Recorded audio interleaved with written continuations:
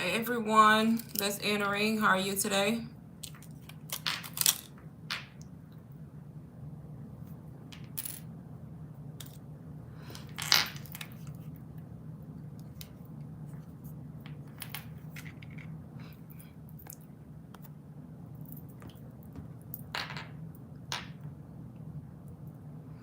Hey everyone, if you're joining the live, say hi so that I know that you're here. And we're just talking about digital marketing, y'all. If y'all interested, I'm just kind of answering questions on digital marketing, digital products, and then kind of teaching you how you can make money from your phone the same way that I did by selling digital products.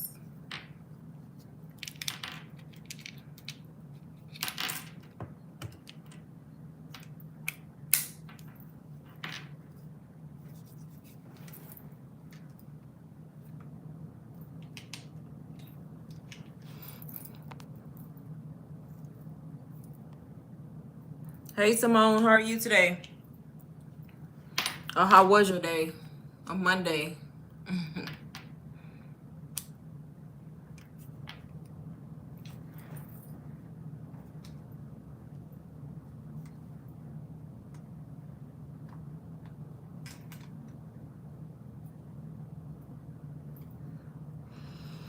Hey everybody, if you're just joining, say hi. We're just talking about digital marketing, y'all, and I'm showing y'all how y'all can like make money from your phone with digital products. Same way I did. If you're new in my live, y'all, I started digital marketing in April. April 1st to be exact. And I have done fairly good with it so far.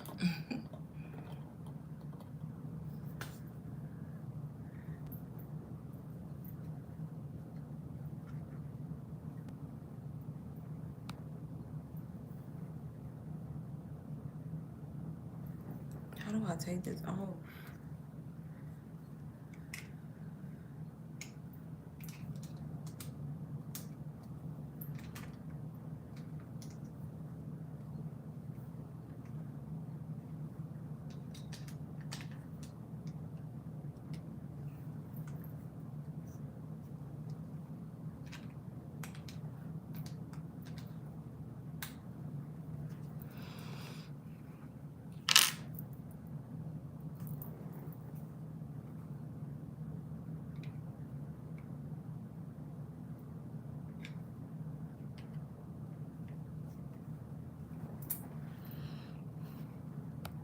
If you have any questions, if you're in the live and you have any questions about how to start or what digital marketing is, you can put your questions in the comments, y'all. I'm answering any questions on it.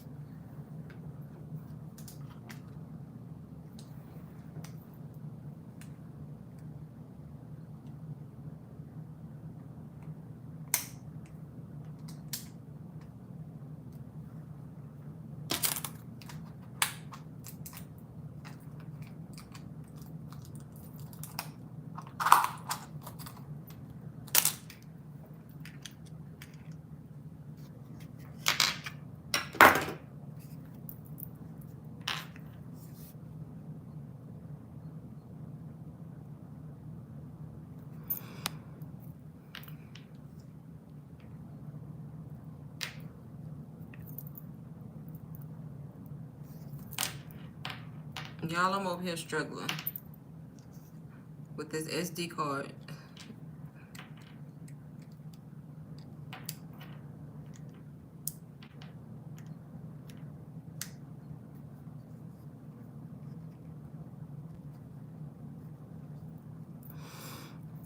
Hey everybody, say hi if you're in my live right now so I can know that you're here and I can start answering questions on digital products. Does everybody in here know what digital marketing is?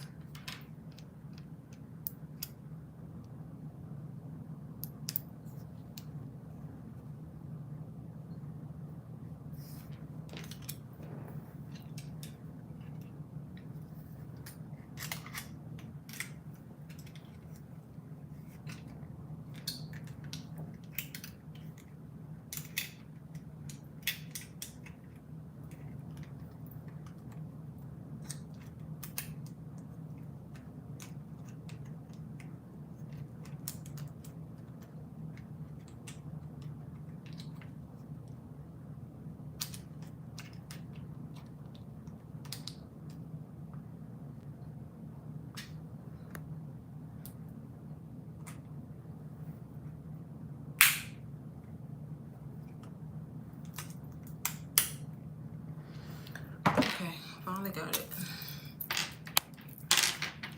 I have, what, 3 people in here? Y'all say hi, say something. How was everybody's Monday? My Monday was good. For a Monday, I had a good day, y'all. And usually my Mondays are not good. But I really don't have no complaints today. Even the call volume was good.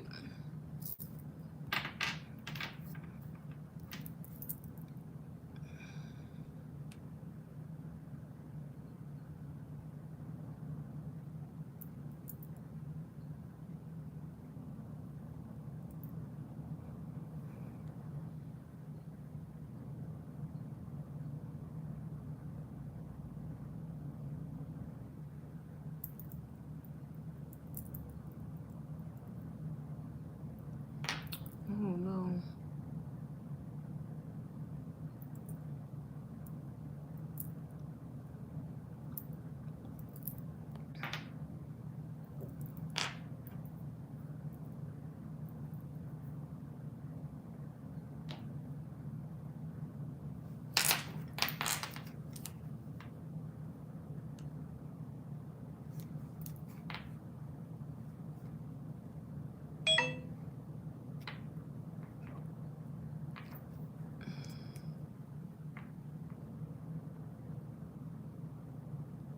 $7 hours.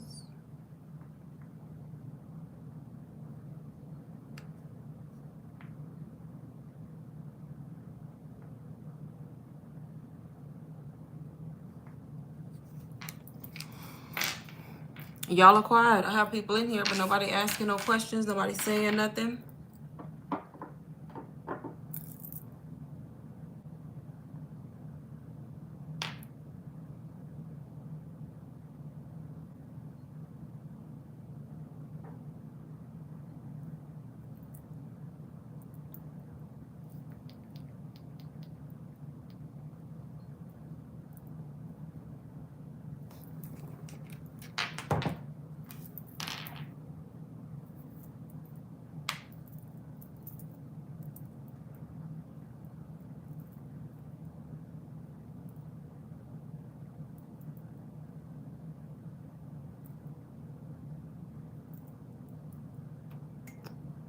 Oh no.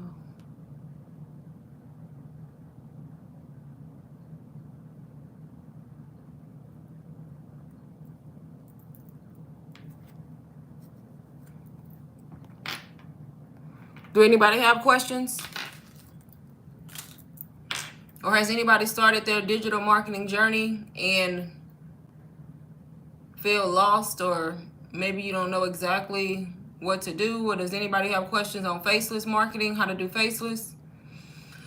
I know a lot of people ask questions about faceless because they can't figure out like how to do faceless, y'all. So if you have questions on that, you can also ask about that.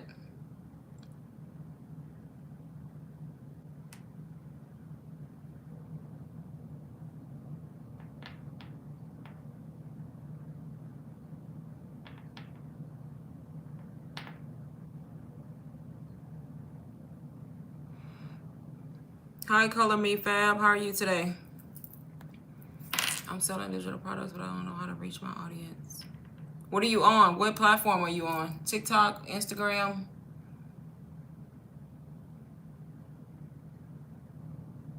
Sometimes it takes a while for you to reach your audience. So what platform are you on, and like how long have you been selling or like promoting? Because sometimes on Instagram, yeah, especially Instagram hard. Like in my opinion, to me, Instagram is the hardest of all the platforms. Sometimes it takes a while. Because like even with me, I started in April and it took me a while to start reaching people. But even though I wasn't reaching like my target audience, I still was able to convert sales. So I had to be reaching people, because sometimes when you think you're not reaching your target audience, sometimes people still watching your content that will buy from you. The issue is people have to see it's a saying that people have to see your content like 7 to 8 times before they actually buy. So the main thing is just remaining consistent and continuing to post. February? Okay, yeah, that's a while. So do you post to your stories? Because stories is like most important. Do you post to your stories or not? Because if not, you definitely want to be posting like to your stories every day. Like 8 to 10 stories a day.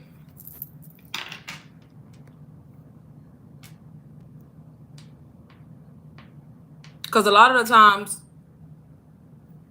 we are reaching our audience, but we don't realize it. Especially like with the reels. But I know the target audience, I know with the stories, you can pretty much see when you have non-followers that view your content. Let me see. I don't, but I also don't have a lot of. That's not good. You gotta post your stories. Yes, stories is most important, y'all. So stories is really where you make the sales at. It's the people in your stories. So if you haven't been posting to your stories, that could be like part of the reason right there. Like it's days that I may miss reels sometimes because I get so busy and I have multiple accounts, but I'm gonna post something in my stories, at least a few stories a day. And then you got to think about it. Stories is also where you can directly link your products. You know what I mean? So you can actually be more relatable in your stories, even if you faceless. I'm faceless on one of my accounts, and people probably still know stuff about me because like I post my coffee routine. I post like my coffee cup. So people probably know I like cups. They probably know I like coffee. They know I probably read my Bible every day because I post that in my stories. And then I also post about my products where I can directly link them. Do you ever promote? What do you mean promote?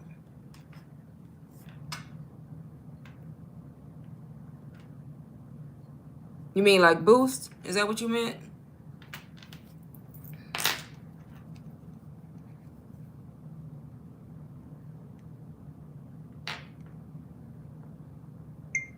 Yeah, you mean like boost?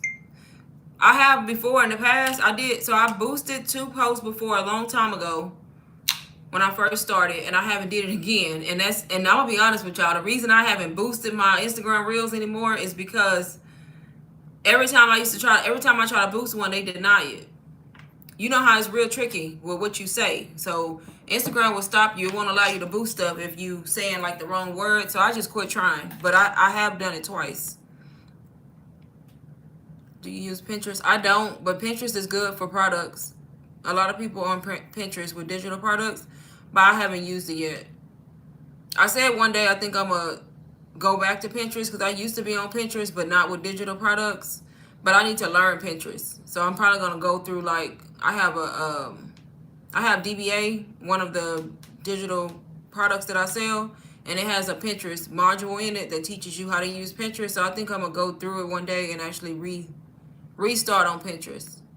But right now I just use Instagram, TikTok. TikTok is so because my TikTok is content creator page, but I still post about digital marketing. So mainly Instagram and YouTube is what I use for promoting. I'm stuck on how to create an email list. The best site to create an email list. So creating an email list is just when you capturing the email. So creating it is, I don't want to say easy, but creating it is just when you offering free products or you offering freebies on your store and people got to enter their email. That's how you build your email list. But you build it through different platforms. So me, I use MailChimp. So depending on where you host your products at, sometimes the email marketing is built into the store. Like Stan Store has email marketing built in. Of course, it's on that $99 plan. That's the reason why I have MailChimp.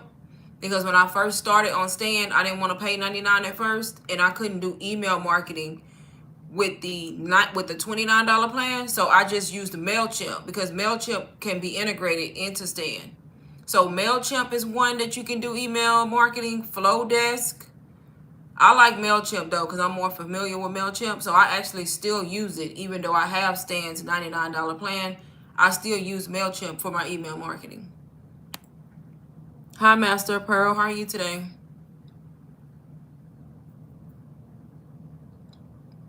But yeah, so it just depends on what selling platform you're using because a lot of the times you can build your email list within that platform. You know what I mean? So sometimes it's built in. Most of the time it's built in. It's just gonna matter which plan you own, whether or not you can access it. And then if you don't want to use theirs, you can always use like MailChimp, Flowdesk, and there's a few other ones, but I'm not familiar with them.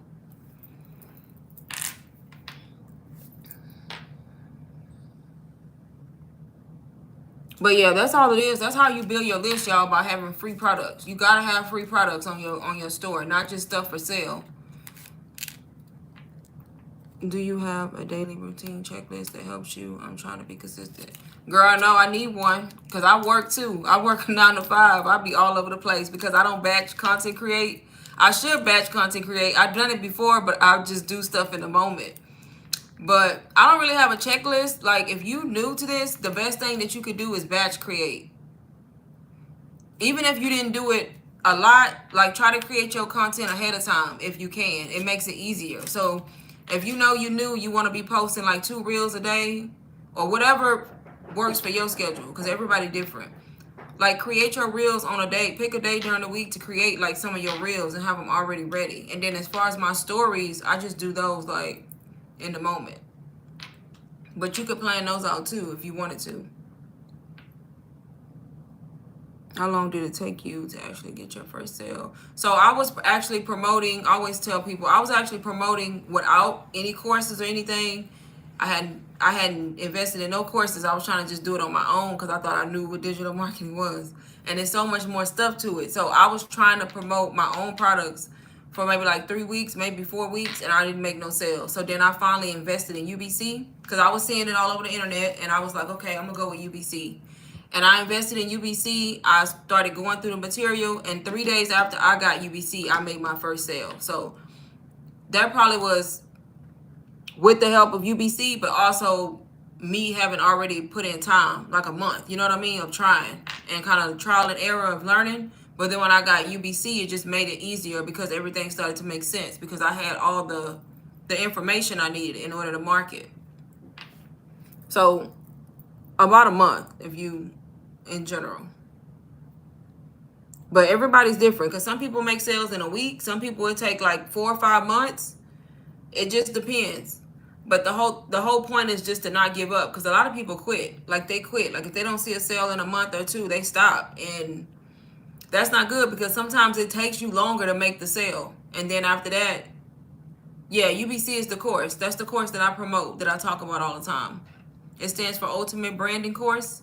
So it teaches you digital marketing, everything about digital marketing. It teaches you how to market. It teaches you how to show up on social media, how to brand yourself, because you got to know how to brand yourself and how to show up on social media in order to be able to successfully market products too. So it teaches you all of that, how to do email marketing properly.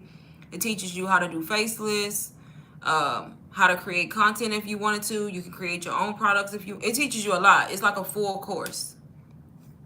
But yeah, that's the course that I promote. That's the course that most people buy from me. That's the course that I pretty much live by because it worked for me and a lot of people. And then it comes with master resale rights, y'all. So it comes with MRR, master resale rights, meaning once you learn from it, you can also earn from it, meaning you can resell the course if you want to.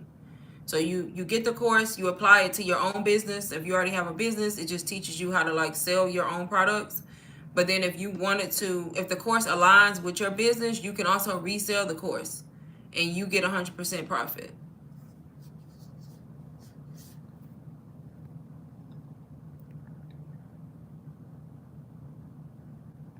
But Color Me Fab, to be consistent, you just got to know that you got to post every day, honestly.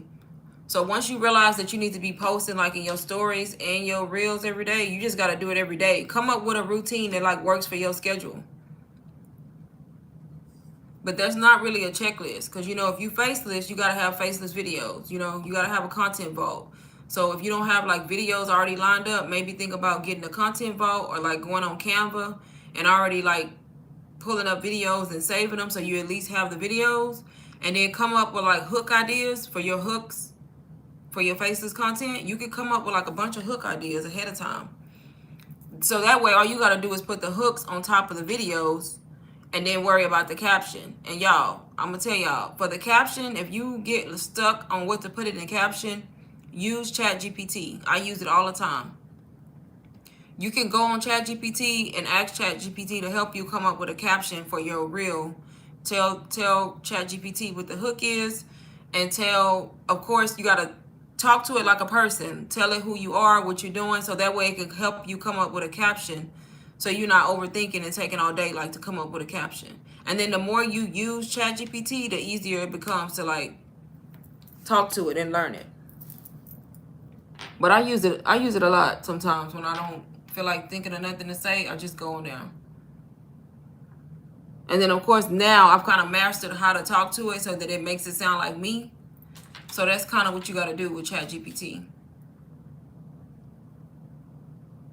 2 reels a day minimum. Yeah. So it changes, y'all. With Instagram, they say one thing 1 minute and the next another. When I started in April, everybody was big on 3 reels a day, 3 reels a day. I started out strong with 3 reels a day, and that became so overwhelming. That's a lot, you know, when you work. So I cut mine down to 1, but I've been doing it since April. So I always tell people, try to do 2 reels a day. But if you see yourself like rushing the reels and then they not as good as they could be because you just rushing because you're trying to do 2, focus on 1 good one. But if you able to do 2 good ones, do 2 a day in the beginning, at least 30 days. Try to like, the more you post, y'all, the quicker you probably will grow your following. Does that make sense? So the more you post, the higher chance you have of your reels being seen and people following you. So that's kind of like how you got to look at it. But the main thing is just to post every day, whether it's 1, 2, or however many works for you. And then make sure you post in your stories. That's important, your stories.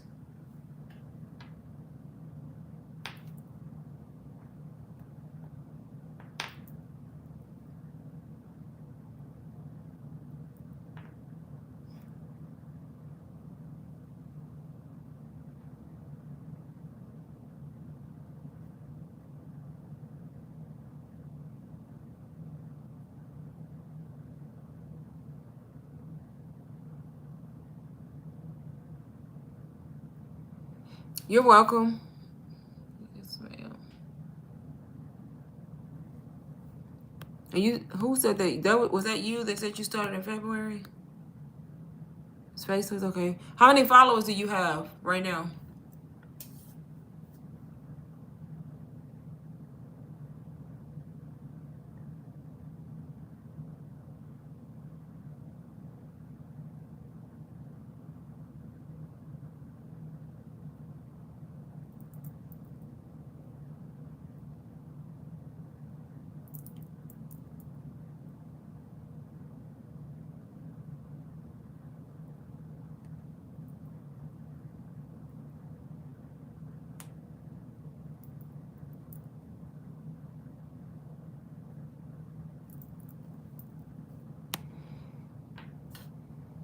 Not 1. You not 1? What are you posted? I don't think my niche is popular. It wasn't consistent. That's another thing. You got to make sure it don't have to be popular. It has to be profitable. So what's your niche? Like what's your niche and what kind of products are you trying to sell? Because you definitely should have followers. But if you're not being consistent, that could be why. But even people who are not consistent still be getting followed. So you want to look at your niche too. And what kind of products are you promoting? Do you have, what kind of products do you have?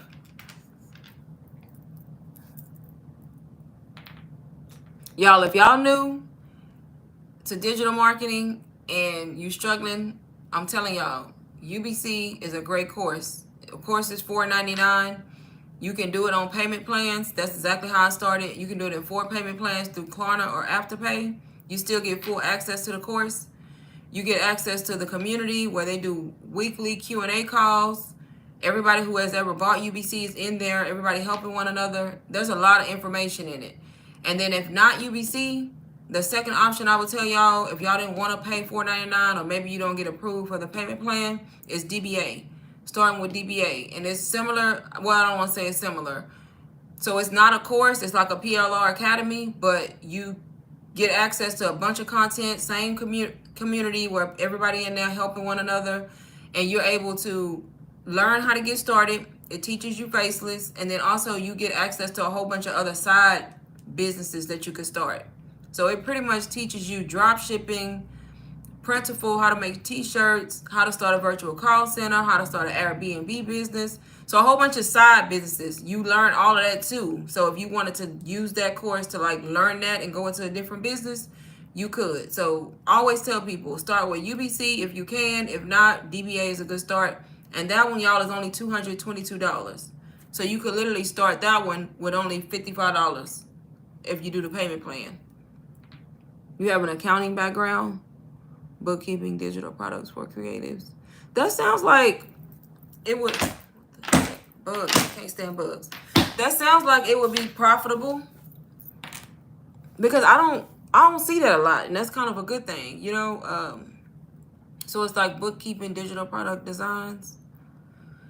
You may have to come up with something. That sounds, I mean, to me that sounds good, but you just got to do research. So use Google, y'all. Do research to see if that's something that's profitable. If not, you can stay in that same niche, but you may have to come up with other digital products, you know, as far as stuff that has to do with accounting that's more in high demand. And sometimes, y'all, you just got to pivot. You just got to do what works. I'm just being honest. I ain't saying copy, but sometimes people be trying to like reinvent stuff. And if you see something that's working, if you see a niche that's working, if you see a popular category or topic that's working a lot for people, do it. Sometimes you just got to change up your content, at least till you get started and you start making income, and then you can switch it up. Yeah, sometimes you got to pivot. That's just the truth. Like, I'm gonna be honest, sometimes you just got to change it and you got to pivot. Like, are you trying to make income? And I get it, you want to make income, but you also want to be happy with what you're doing. So sometimes you got to find that fine balance and pivot. Scares people, them numbers. As soon as I hear accounting, I think about math. I'm like, Lord, no. Right. I don't know much about Simply Passive, so I'm not going to say nothing bad because I don't really know much about it. I do know UBC is better, though. But no, I've heard of Simply Passive, but I don't know much about it. I don't hear about it a lot like I do UBC and DWA, Digital Wealth Academy. But UBC is definitely the course, the one. But I have heard of Simply Passive, but I've never gotten it, so I can't say nothing bad. You know what I mean? I'm not going to say nothing bad about it. I'm just not sure. I know with UBC, it focuses highly on digital marketing and then also branding, like your personal brand, which is what you need if you want to stand out. You see what I'm saying? You have to know how to build a personal brand so you stand out, because a lot of people doing this, and it's not oversaturated, y'all, so don't even think about that. It's just the people that's making sales are standing out. You get what I'm saying? So they making the sales. That's why. Hey, Alicia. How was your Monday? I made a product that makes it easy for non-accounting people to track their transactions. See, I would need that, especially now. See what I mean? That's something that I probably would need, because I'm in this. I've made over $22,000 at this point. I have not tracked down expense. I got them in my head, but they ain't tracked. So I'm going to have to try to come up with something. You get what I'm saying? So I'm new to the business side of it. I don't know nothing about that. So that kind of product would be something like that I would eventually want to get or be interested in, something similar. You see? But yeah, you just sometimes you got to pivot. And then sometimes you got to search content in your own niche and see what other people are doing. You know what I mean? Try to find other people's content that's similar to yours and your niche and see what they're doing and what kind of products they marketing. It's okay to compare, you know what I mean, and see what they selling and see how much they selling it for, you know, and how they promote. So sometimes you just got to do research to figure it out. So maybe you need to look more into interesting topics. Right. It ain't, yeah, it's just more about what's profitable. You know what I mean? What's in high demand, what people want, and then making sure the product solves a problem. Which that product you just listed solves a problem. So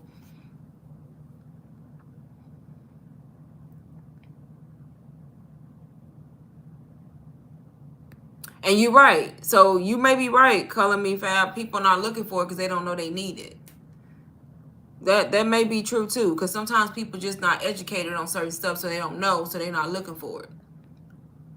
That could possibly be it too. So sometimes you gotta pivot your content or come up with another digital product or something else that may work for you.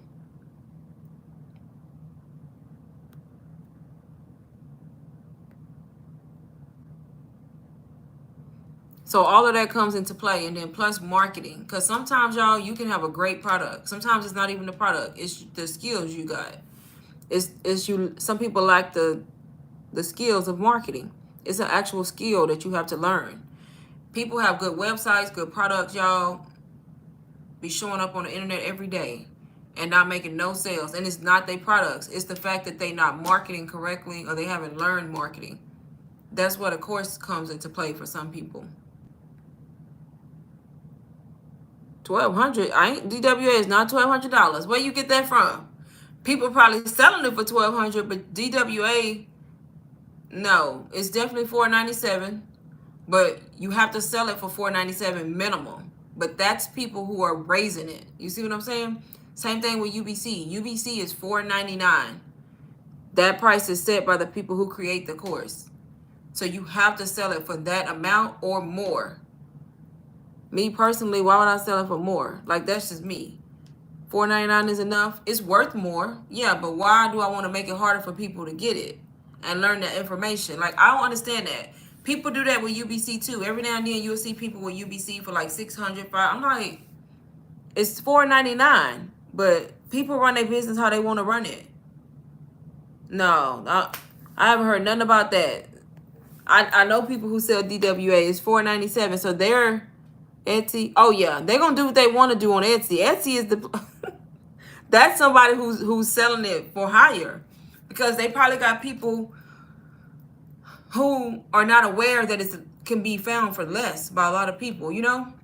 That's why I be saying people be thinking this is oversaturated. You would be surprised how many people have not heard of these courses.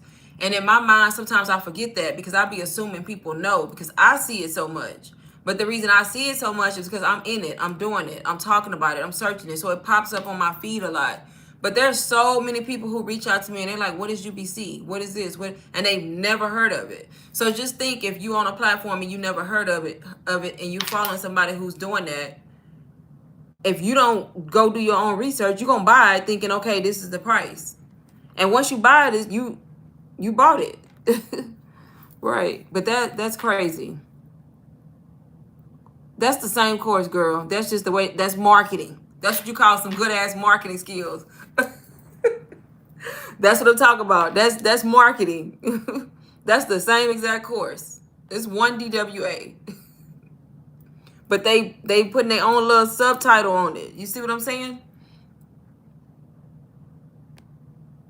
But see, that's the thing. I don't know where you search for them at. It's all about, because I found out about the courses because digital marketing kept popping up on my, she laughing. That's marketing though. Digital marketing kept popping up on my feed on TikTok. I kept seeing people talking about digital marketing, faceless content. You see what I'm saying? And I was swiping off like scam, scam, scam. Same thing people be thinking. And it kept popping up. I kept seeing girls talk about it and talk about how much money they made. And then I got curious. So then I started looking and listening and hearing that they were talking about courses. So that's how I found out about it. You see what I'm saying? So it's all about if it's presented to you, or if you're on a live like you are now and I'm talking about it, and then you kind of learn about it, and then you may go research it, and then now it's popping up a lot more, and then now you see it. So that's kind of how it works. But I don't know if there's a place you can search. I mean, the internet. I know Instagram, they talk about the courses a lot. But they're all popular courses, especially UBC. But you're right, because before I knew what UBC was, I had never seen it either until one day I started listening to people and being curious about digital marketing. And then I went on Instagram. And once I went on Instagram, it was UBC everything, you see? And then I started being curious, want to know what it was. And I was comparing UBC, DWA, all these other courses. And I did my own research. I was watching everybody. And the one that stood out to me was UBC. Everybody was talking about it. Everybody was talking about how it's the only course that teaches you how to sell, how to attract your customers. Like, it was the only one that stood out to me. So that's the one that I invested my money in. Right, see? Exactly. But before that, I had never heard of UBC. I knew what digital marketing was, but I had never heard of UBC or none of these courses. But as soon as I started digging, that's all I saw was course after course after course. But that's why I say it's room for everybody, y'all. You would be surprised how many people, like I said, come to me and they have never heard of this. And they ask me or they email me, they get on a Zoom call, and they like, well, what is it? What is it? And they don't know. And in my mind, I keep thinking people know and everybody don't know because there's people all over the world. You know, some people don't know. But yeah, that's definitely the same course, girl. And if they selling that for that price, I ain't even mad at them. I am not mad at them, but I couldn't do it. I couldn't do that. That's a lot of money. I mean, these courses, they probably worth it. Because, I mean, people get on here and they like, some people, they see the value. So they like, that's cheap. Which it is, honestly. $4.99 for UBC. Because people know the value, you know. But it just kills me when people be like, $4.99 for a course. And I'm like, stop. Hold up. Because if you was to go to college and enroll in a course, you'd be fine with paying $4.99, $6.99, $7 for a course to learn a skill, right? Same thing. You just not going to college. You getting it online and it's self-paced. You learn it at your own pace. Kind of like an online course that you would do through college. So if you would pay the college for the course, it's the same exact thing. I guess because they see people online doing it and they see course, it don't click that it's an actual course. So that's why it costs the amount of money that it does, because it's teaching you something, a high income skill, pretty much. It took me a while to wrap my mind around the concept. And then when I finally did, I was like, okay, that makes sense.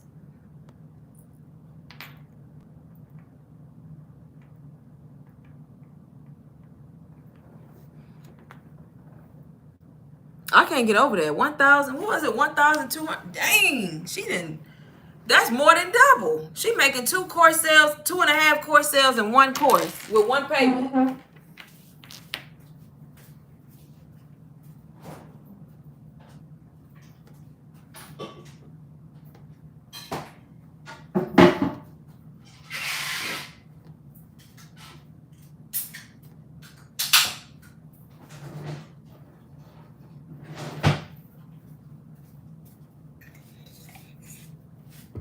Listen, y'all, I'm on the wrong platform. I need to get on Etsy. She said Etsy, right? Yes, Etsy.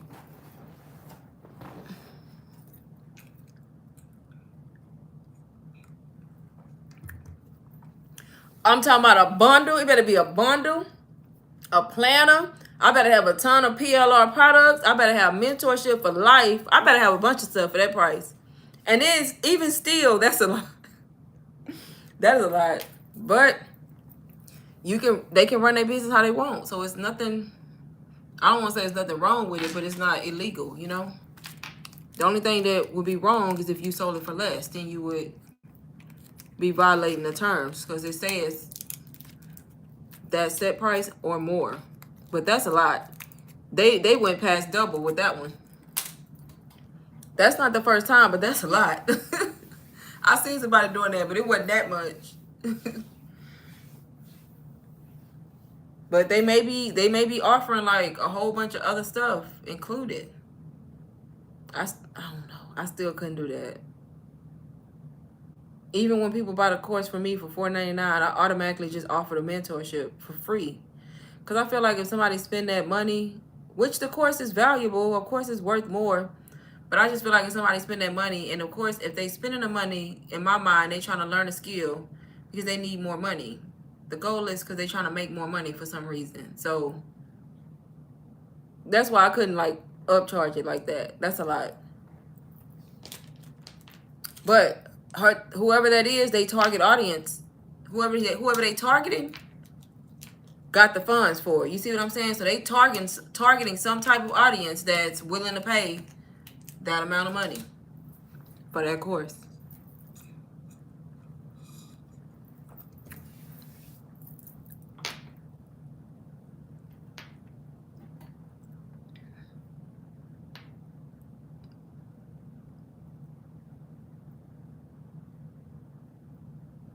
Yeah. And that's why I say I'm not mad, because sometimes you gotta, whoever that is, I'm happy for them, because you gotta set your standards high, and if they got them like that, then go ahead. But I'm definitely gonna get on Etsy and look. I'm curious. I want to get on Etsy anyway. Y'all, I want to get on Etsy. I want to get on Pinterest. I want to get on everything, but it take a lot of work when you start. I got enough platforms to manage. It take a lot of work trying to manage them all. Because I'm a person, I don't want to half-ass it. Get on there and then I'm lacking because I can't get on there every day because I got this to do and that to do. So I at least want to do Etsy or Pinterest first. I just need to decide which one. Which one I want to do. Yeah. One of the two. Have you thought about that, Alicia? Going on Etsy or Pinterest to market? Can you guess my niche? It's probably the most popular one. Wealth. Teaching people how to make money online. Which, a lot of people in that niche. And a lot of people are in that niche by default. You see what I'm saying? I'm not in it by default. Some people get that niche because they don't understand, like, when you get the course, you don't have to go out and turn into the wealth niche and teach people how to make money online. You don't got to do that. Like, you can get the course, learn it, get digital products that align with your niche, and use the course and the skills you learn to market your product. So say, for instance, I was into beauty. I could get the course, learn the skills, get me some beauty products, digital products. I can buy them from somebody else or make my own. And then I would use the skills from the course in order to convert those products into sales. A lot of people, they get these courses and they automatically go into wealth because they don't get it. You see what I'm saying? I get it. I'm into wealth on purpose. You get what I'm saying? I chose this niche because I want to teach other people like me, working women in that 9-to-5 struggle, how to make money online and know like there's a way to make extra income and not be struggling at a 9-to-5 that don't want to pay you. So I intentionally chose this niche. But it is one of the most profitable niches. You see what I'm saying? So it works for me. Health, wealth, relationship, those three niches are profitable. Health, wealth, relationship, like fitness and meal prepping and relationship stuff, like coming up with like relationship guides. And I don't even know what kind of products they would be because I'm not into relationship, but people who are into that would know what type of products they could create to help people. So those niches are high in high demand. But there's so many. Beauty, you can come up with, like, if people are into beauty, they can come up with digital products that solve problems for people in the beauty industry. And it's crazy because I'm an esthetician. So I know all about the beauty industry. I'm a licensed esthetician, but I don't promote digital products. That's not my niche. You know what I mean? So I don't do it. But there's so many different things though. Like, people just got to figure out a way to stand out. That's all it is. You got to figure out a way to stand out and not fit in with the crowd. Because when you stand out, that's when people notice you. And then you're going to attract your audience. You're going to attract your own audience just by being you. Now, if you showing up on the internet trying to be somebody else, then people going to know. And it's not going to work. But if you just show up as yourself, be authentic to yourself, and like just post your content, but of course grow and learn from it and post good content, you're going to attract the people that want to buy from you. And people watch you, y'all. You may not think people be watching you, but they watch you. They watch you for days. They may see your content 6, 7, 8, 9, 10 times before they actually say something or before they actually buy or ask a question.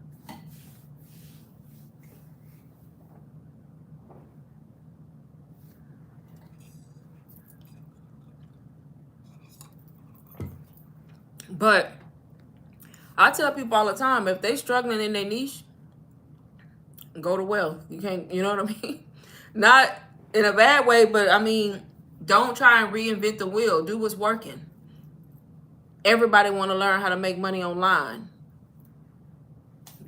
Go to wealth and start promoting content, targeting a certain group of people that you want to target. So even though a lot of people may be in wealth and teaching people how to make money online, that doesn't mean everybody has the same target audience. Some people are targeting people who are going through retirement, older generation. Some people are targeting college students. You see what I'm saying?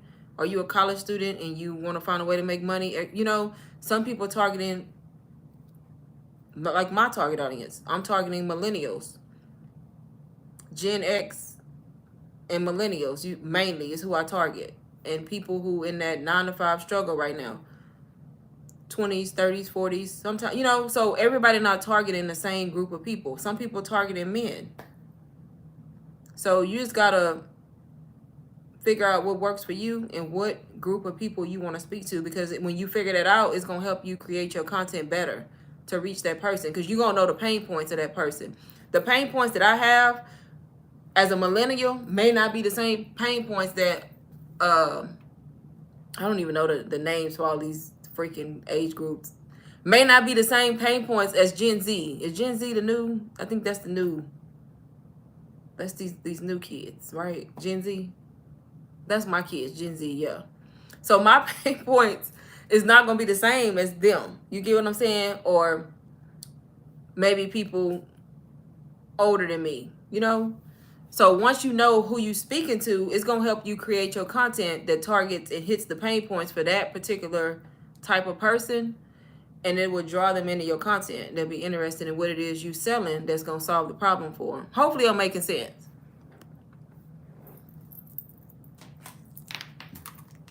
And people skip that step. They just start making content and like, who you talking to? They don't know. And they just making content. So that's part of the reason why it's not reaching or hitting home for the people that need to hear it or that it matters to, if that makes sense.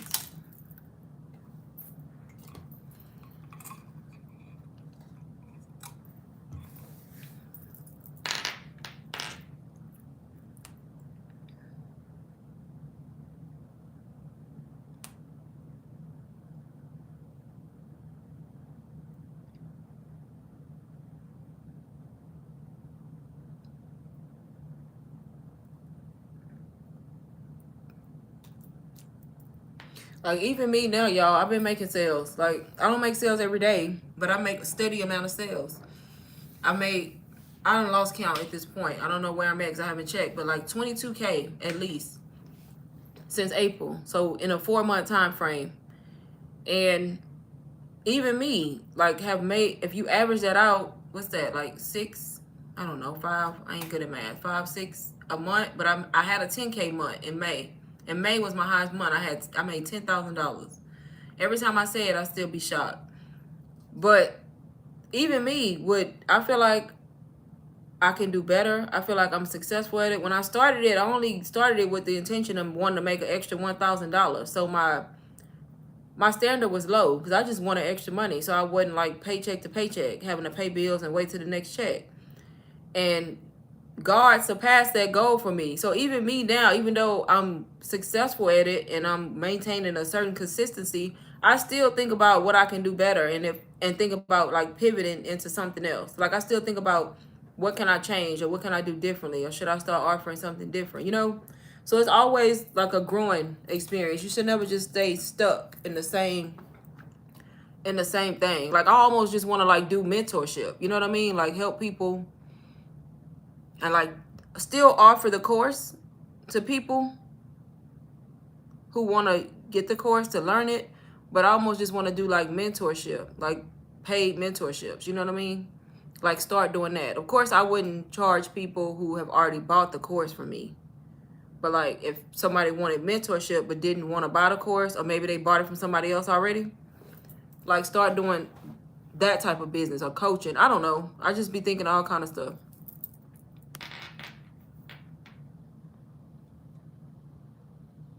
Alicia, I just saw your message. You started on Pinterest?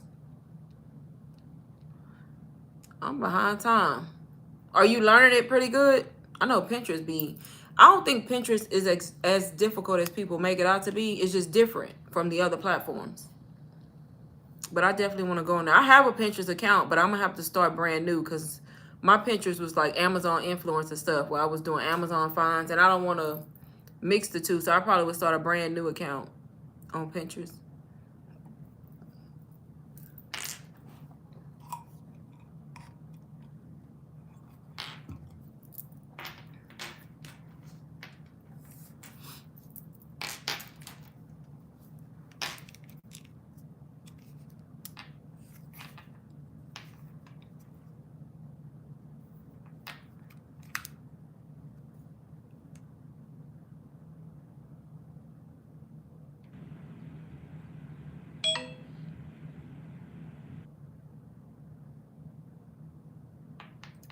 It's slow. What does that mean?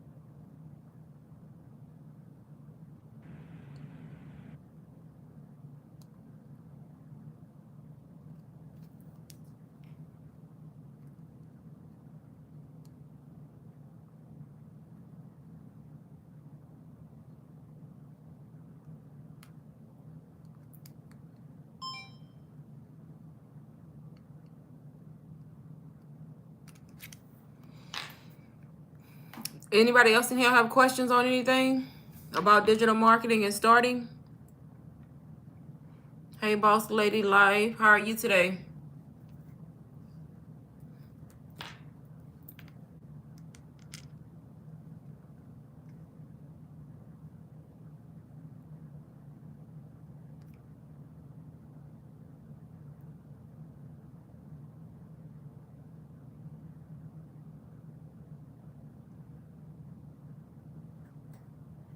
I'm doing good. Today was actually a good Monday.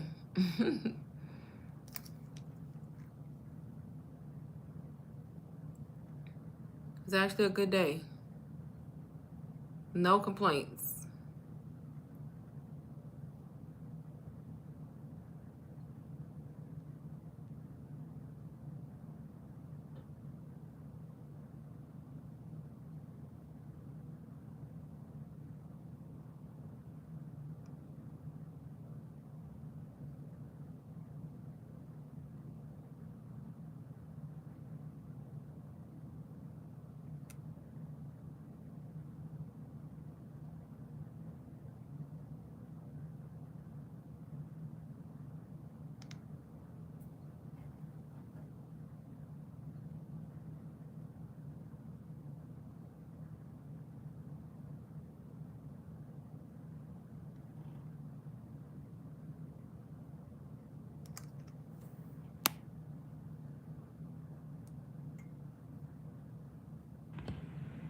Your eyes are tired? You had a long day?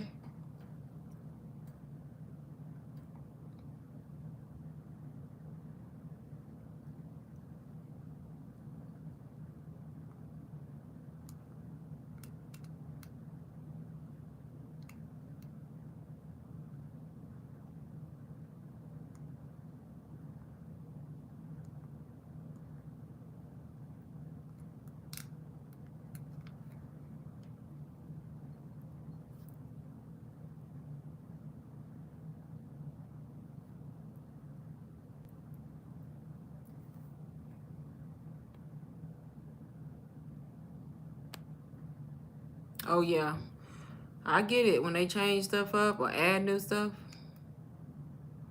Today was a good day for me. I'm only saying that because the call volume was low. On a Monday, it's never low. I ain't even gonna complain. Call volume was good today. I had like some good minutes in between calls. And you know, when you get some good minutes, that's a good thing.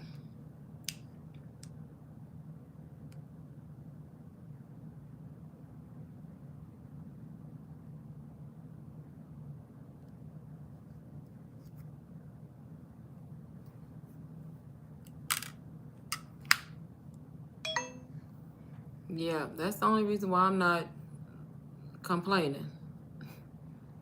People were still being dumb, but the call volume was low, so that's all I can ask for.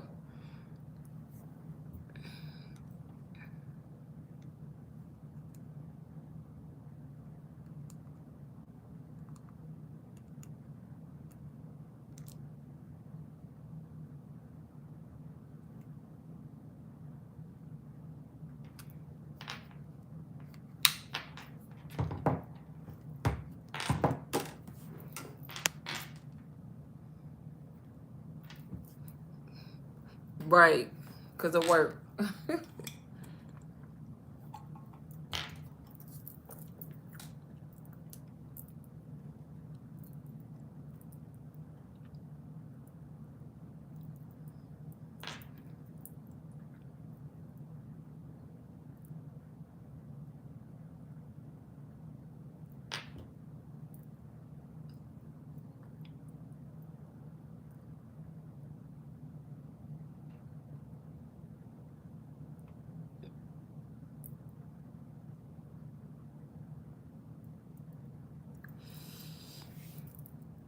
Anybody else with questions or want to know something?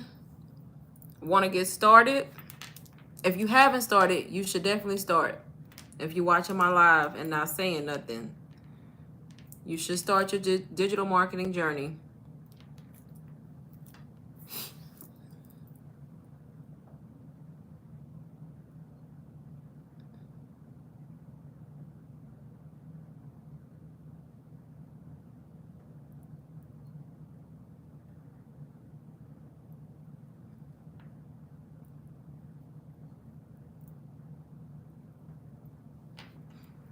I vlog today, y'all, a little bit. I may edit and post it. I don't know. We will see.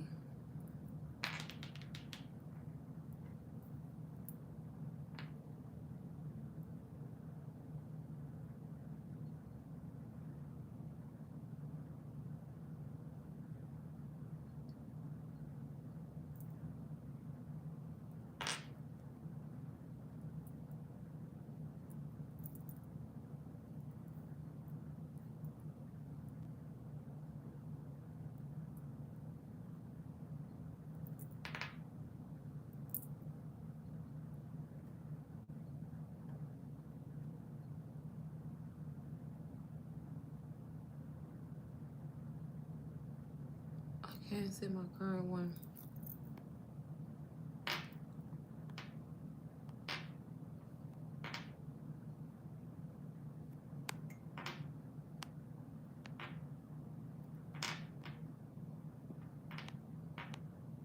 Alicia, you got me motivated now to get on Pinterest.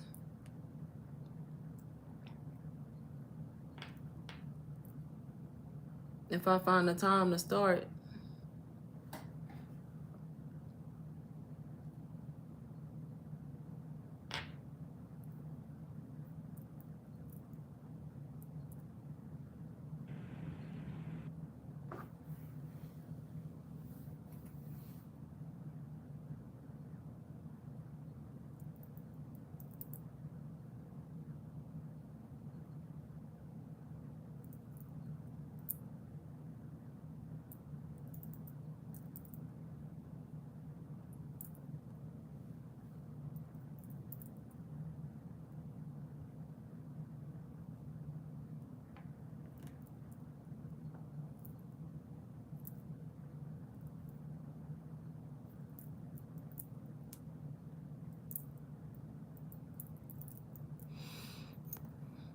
Anybody new in here in my live tonight?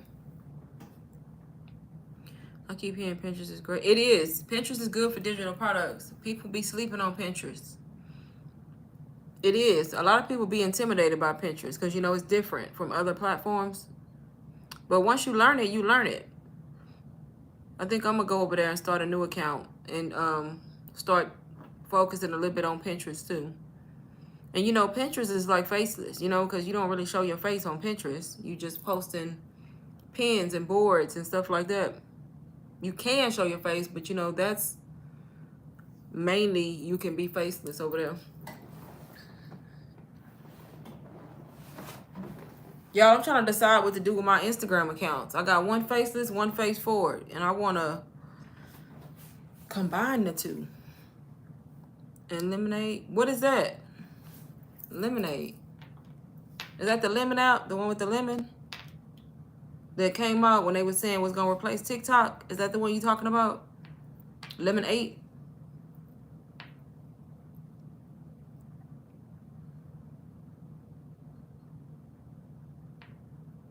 Yeah, Lemonade. I remember when it came out, I created an account and everything.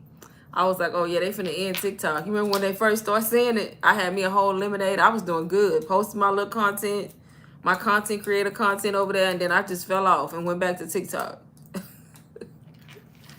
I didn't know people were still on there because I don't hear nobody talking about that app no more. Nothing. We talking about Pinterest and Lemonade. I said, you got me motivated to start my Pinterest account now, my new Pinterest.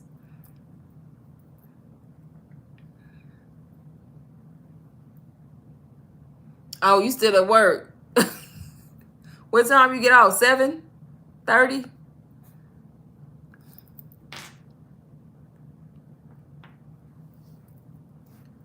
Lemonade? Are you asking what it is? That's that one app, Lemonade. What, isn't that what it's called? Am I making up something? I probably still got the app, or did I delete it off my phone? I think I deleted it so I can save space because I wasn't using it. But I am going to go start me a new Pinterest, y'all. New Pinterest account. I can't use my old one. I like it. That's what I'm saying. I'm trying to figure out how can I combine my two pages. Because I'm tired of maintaining both of them. But I can't leave my faceless one. Like, I can't abandon. I got almost 1,000 followers over there. So I don't want to abandon it. So I'm thinking maybe I should just pop up on the scene on the faces account and make that the account. But then I don't want to do that either because my face forward account, I feel like is gaining more momentum at this point. Like my reel. So I don't know. I just know that I don't think I'm going to have them both for the long term because it's, you know how much more consistent and more content I could have if I just had one to focus on, you know? I would be posting way more. But because I have two, like today I haven't posted no reels on my faceless account, but I did on my face forward account. Oh no, 8:15? That's bedtime. But look, I bet it feels good not to wake up early though. Super early like I have to.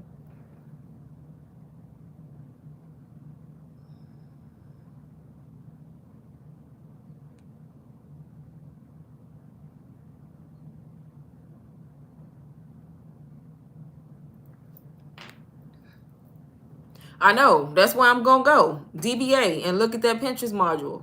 Is that what you used when you set it up? I've done Pinterest before, but I'm not good at it like that to where I can remember what to do. I know you got to connect a website and all that, and that's the part I struggled with when I first did Pinterest, trying to connect that website, and I had all kind of stuff going on, but my old account is still up. But I don't want to use this one. I don't know if Pinterest is like these other platforms where they say, like, if you abandon them too long, it's best to start over. Like, do Pinterest work like that too? Or can you just pick up where you left off? I think I need to just start over.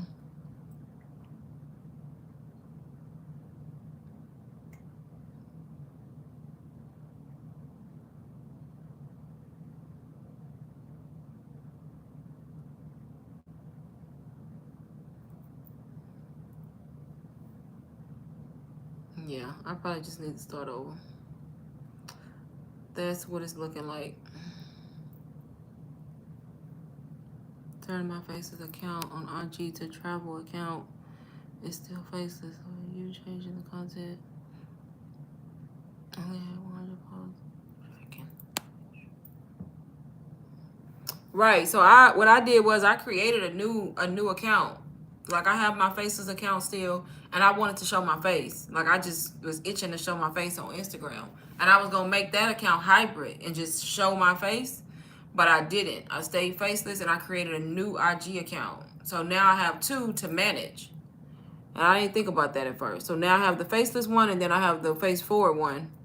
Both same niche, same content. It's just one is people know who I am, and one they don't.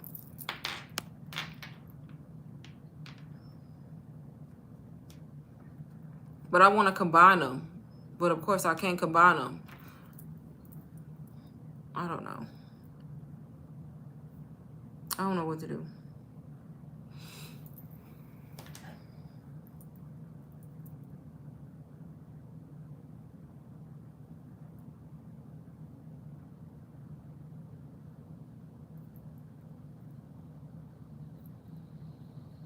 Yeah, I wanna make them one so I can just put my all into one Instagram account.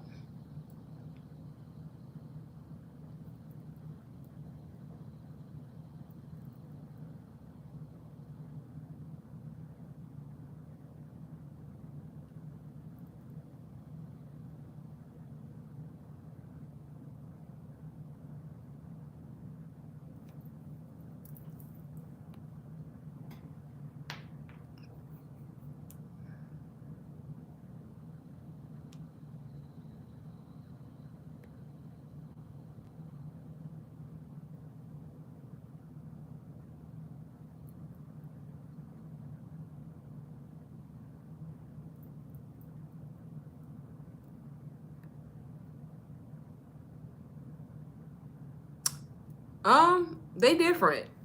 I didn't have nothing against school. It's just that $99 a month was the issue, because Facebook group is free, and then that was $99 a month. I mean, which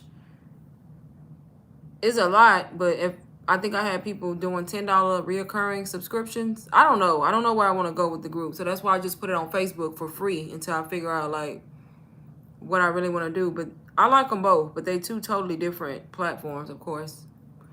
School has the good where you can break your content up and put it under different categories and make it look like a school, you know, like the modules. Facebook not designed like that. I mean, not really, because the school platform is like, I don't know if you have DBA or UBC, but the school platform is like, you can make like a course if you wanted to, or you can have different categories. Like when I had it, I had one for faceless, one for digital marketing, one for Canva, and then you can add products under each course that you create. So it was more organized, I guess, but I think it's mainly for if you're gonna have courses. I mean, you can host a school platform if you don't, but it's more designed for course. So yeah, DBA. Okay, yes. Y'all be mixing up y'all names. So it's like DBA. You know how DBA on the school platform, but it's like broken down. How they got it broken down into sections. That's. I mean, it's good if I'm gonna have a lot of content that I'm gonna be posting, but if I'm not gonna be posting a lot of content, then Facebook works. With Facebook, I can still add links. I still add products. I've done it. It's just in the feed, you know, in the feed on Facebook. I've added a video. I've added a digital product on there. So it meets the same need. It's just it's a Facebook group. So I don't know. I just feel like a lot of people don't go to Facebook groups a lot. Maybe that's just me. I don't know. I don't be on Facebook. I don't be on Facebook like that. When I go on Facebook, it's to go to the group and maybe post something.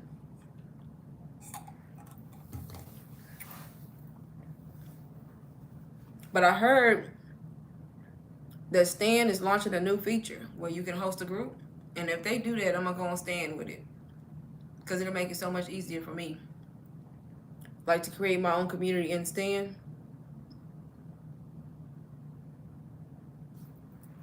You think they're familiar with Facebook? Probably. I'm on Facebook too, but I don't be on Facebook like that. Since I've been doing business, digital products and stuff, I'm mainly on Instagram, TikTok, YouTube. My Facebook is just personal. I don't use it for business really. It's just personal. So I hardly go on there because I got other stuff going on. I got businesses that pay me besides going on my personal Facebook where I got my messy family on there and my business, you know? So I don't really be on Facebook.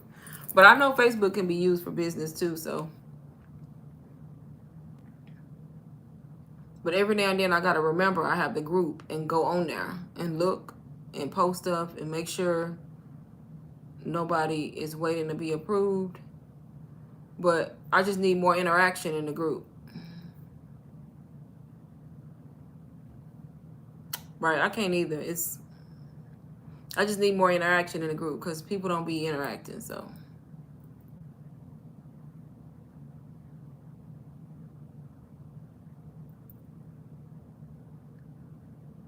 Right. I be trying to say stuff, but nobody comments, so I ain't finna keep.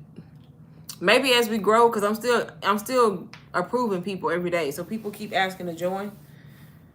So it's growing because I have like 40 something members now. I think, right, it's hard to motivate people, and I can't do it because I got a lot going on. You know, I'm over here trying to maintain my own business, my own content, plus host lives on YouTube, and then maintain a group that's not responding. So that's why it's last on my list. You know what I mean? And if people start interacting more, maybe as I grow more, I'll be over there all the time. But right now I'm not because I got other things going on. And I can't force people to interact or post or respond, you know?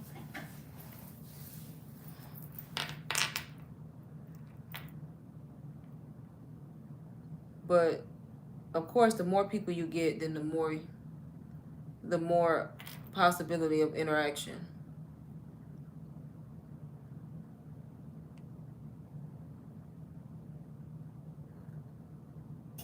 Right, see? Y'all been growing that group. That's a lot of people. That's what I'm saying. When you got a lot of people like that, you're going to have people who post because that's a lot of people. Right. And they don't want to do stuff. They're only when you give free. Really? See, that's crazy. 14,000 people acting like that. What kind of content do y'all post? Just like Canva tutorials and stuff? Exactly. So, man, I'm not really mad because my group only got like 45 people, 43 people now, which is good because I just started it. So, every day I'm letting people in, but you got to interact in the group. 14K is a lot, though, for them not to want to do something. Right. Yeah, I'm just trying to see what direction I want to take the group. Yeah, the promo free on Fridays. Yeah, I didn't add that to mine. Yeah, I didn't add that. I don't know if I want to do that with the group. Maybe when I get more people. Right now, I just want it to be educational, where I'm trying to help people, teach people, post like little content to help them with videos or clips or digital products. That's my goal right now. But I'm not going to be putting all my effort into that group post and stuff and nobody don't respond. Like, y'all probably see it. It's probably useful. Say something, you know? So, I don't know. We'll see.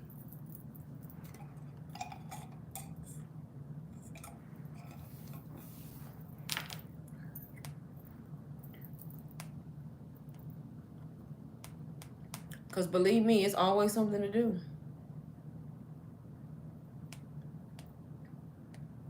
Like right now, I don't have no reel up on my Faces account. So guess what I got to do? Make a reel so I can post today on that account. Right. It is. I think that's what people don't realize. Like, it ain't easy. Yeah.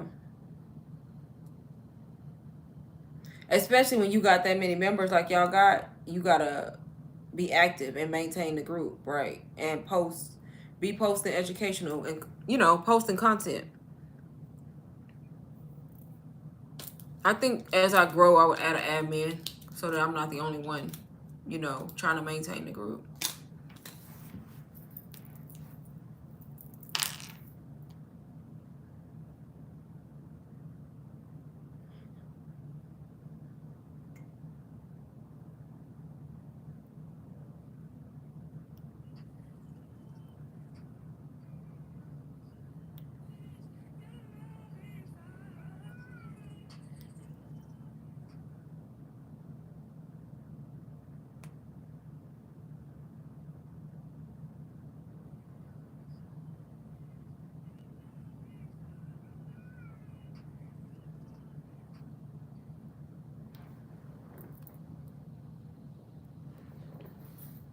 The leader is in school, and mom and works full time. Oh yeah, that's a lot. She got a lot going on. That's a lot. Yep. You gotta have help with these groups, especially if you work and you get that, start growing members.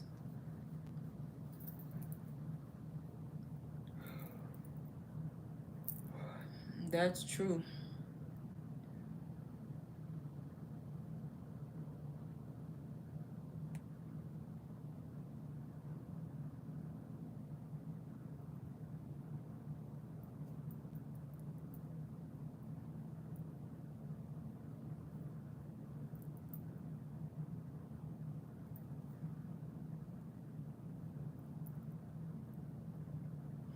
Anybody watching live got questions on digital marketing, y'all, or digital products?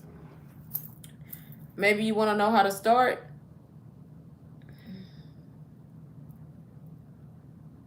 See, I just got 4 more followers.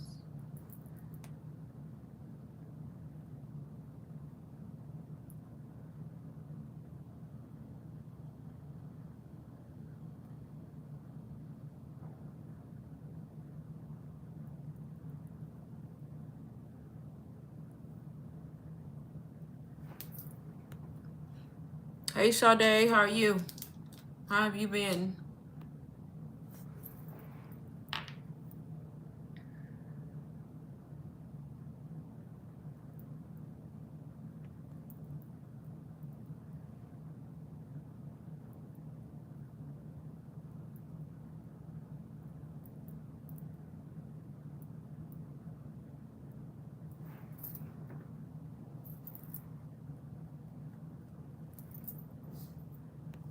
Boss lady, do y'all post every day? Do y'all post in the group every single day?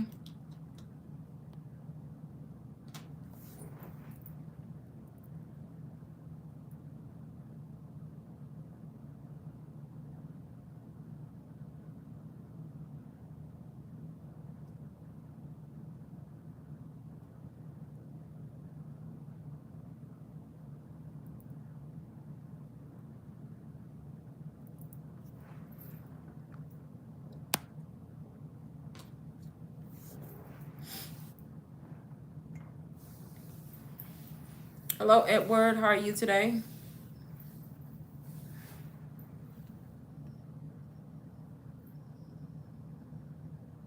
Oh, auto posting. See, I ain't discovered that yet. I gotta discover that.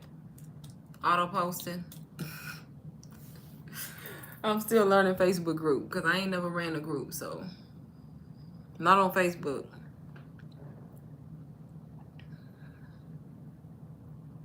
Who in here is new to digital marketing? And we both manual post. Okay, that's good. At least it's 2 of y'all.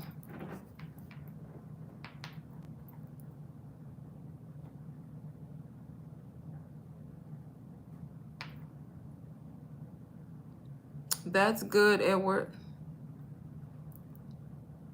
Did you have questions today on anything with digital marketing? Or have you started?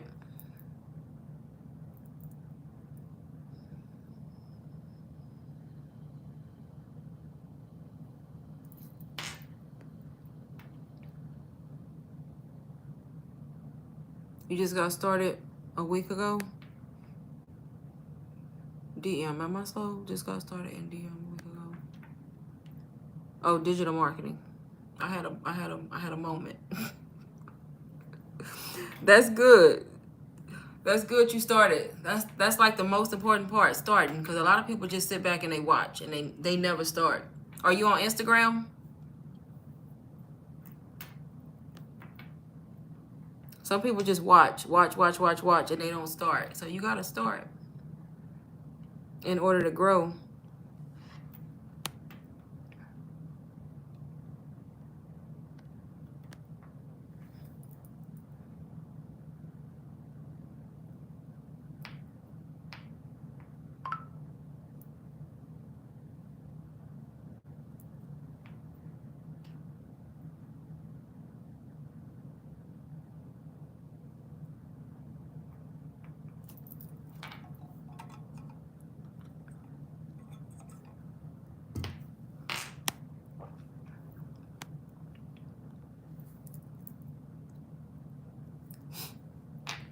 Building my Beacon store, email automation.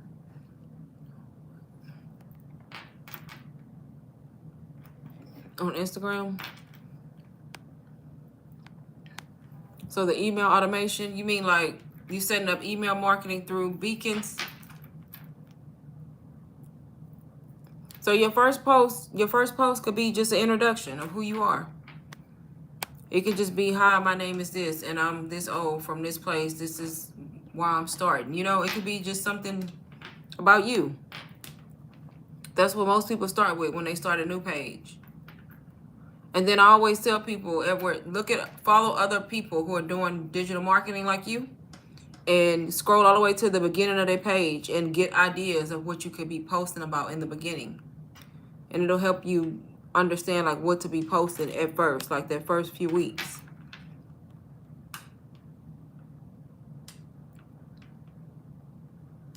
And see, I'm not familiar with Beacon's email marketing. What's happened? Like, what kind of problems are you having with it? I know Beacon. One thing I like about Beacon is I think they have like built-in AI where it like writes stuff for you, I think.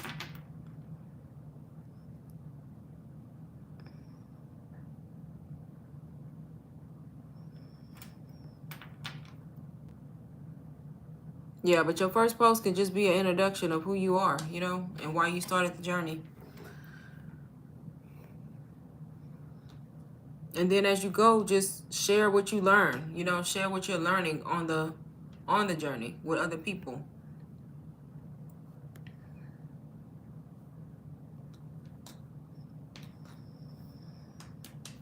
And they should have tutorials on Beacons. Like, look on YouTube and look up email marketing for Beacons. There's a lot of videos with tutorials on how to set it up.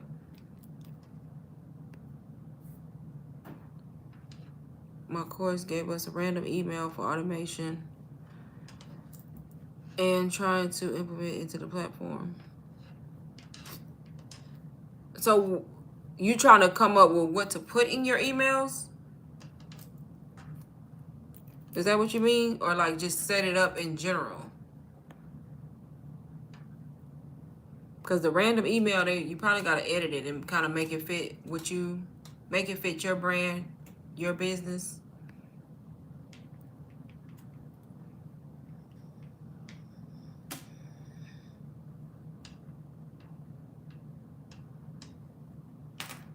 Yeah, but there should be a way to like set that up. Set up as it's done for you. So the email's already done and you're just trying to figure out how to set it up in Beacons, right?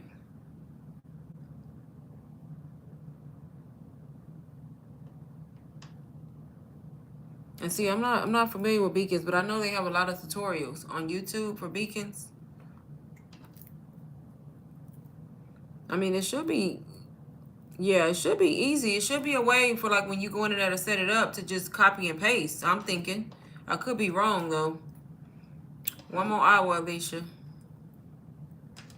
If not, look it up. Like Google it or look up YouTube, and most of the time you can find a video of somebody who is showing you exactly what it is you're trying to learn.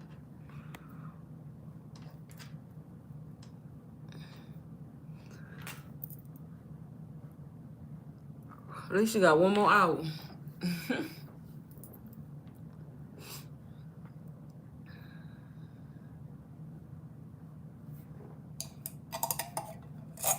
I'm so hungry right now. I don't know why I'm so hungry. Like I didn't eat today, and I did eat.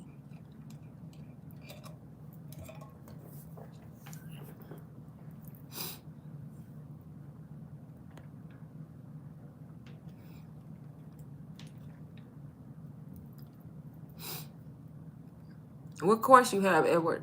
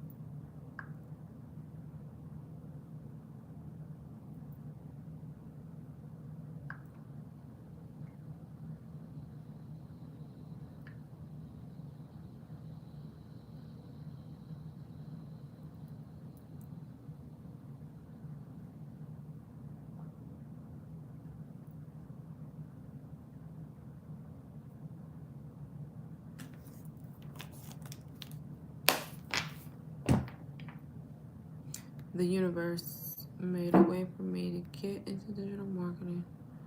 Start money. That's good. That's always a good thing.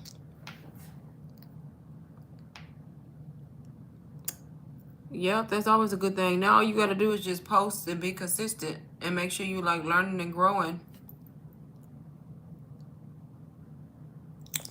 And then maybe when you start making money, you can invest more in like learning. Cause no matter what, you still can learn. Like even me, I still learn. I still invest in stuff, depending on what it is.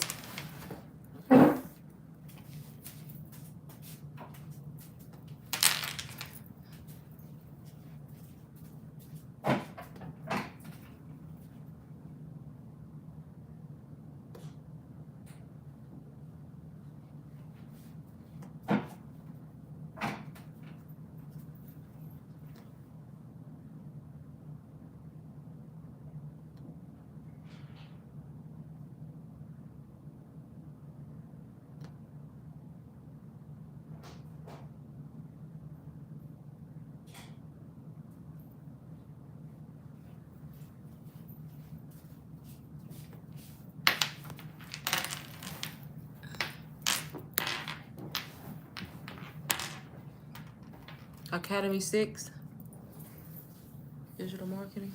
It's a great community. That's good. I'm glad. I'm happy for you that you were able to get started like that. But yeah, just look up a tutorial for beacons. There's a lot of tutorials out there for on beacons. Anybody else in here have questions, y'all, on how to start digital marketing? Or maybe you have digital products already, but just don't know how to market them.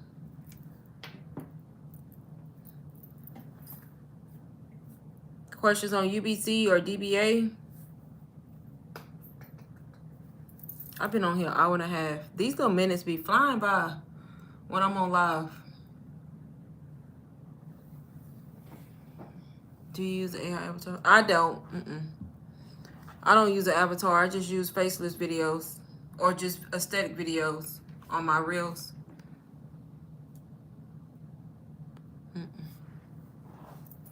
That's what most people do. They just use videos of something else.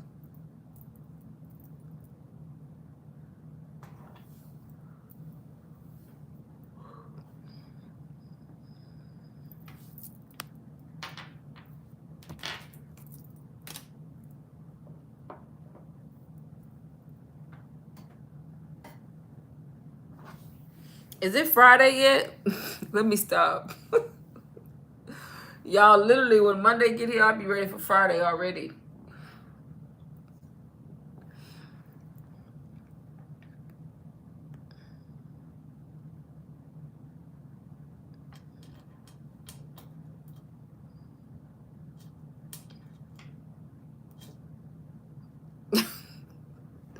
I know, right? It sound good. It sounded good when I said it. Tomorrow, Friday, y'all. I wish. AI helped me come up with my Faces content brand, which is under a university name. That's good, yeah. I know people use AI to come up with like content ideas, captions, hooks, names, you know. So I use AI to a certain extent, like to help me with my content. I'm trying to figure out how to manage 2 IG accounts for 2. Girl, I was just talking about that before you came in here. Only difference is mine is for the same thing, but I have one Faceless account, and then I decided to go face forward 2 weeks ago and start a new account. So not only do I have my Faceless account, now I have a Face Forward digital marketing account, and I'm trying to manage both. And I want to figure out how I can combine them so I can have one. Friday, right? Hey, Digital Growth, how are you? You finally caught the live. Yep, and I've been on here an hour and a half. You late, Digital Growth.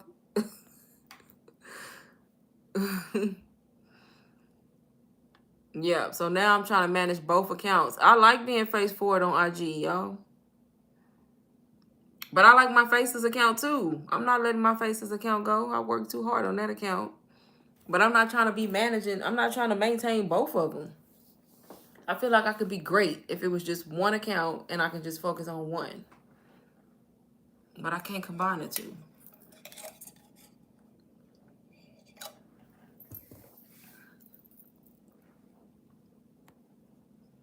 But I do find it, since going face forward on IG, I find it, I hate to use the word easier because they both, work, but it'll be nice to see how your face forward account grows. Right, that's what I'm trying to see. I'm trying to see the difference.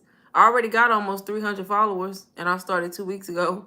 So it's growing. My followers is growing. My reels started out doing horrible.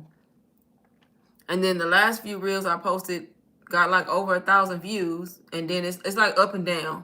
But I think that's just just Instagram algorithm in general. But my following is growing at a good pace. I mostly be on TikTok. Yeah, I be on TikTok too, girl. Just scrolling. I be posting too on TikTok and scrolling too and looking. But I post consistently on TikTok. So I'm over there a lot. Like when I get off the live, I pretty much be done with YouTube for the night. I'm be on TikTok.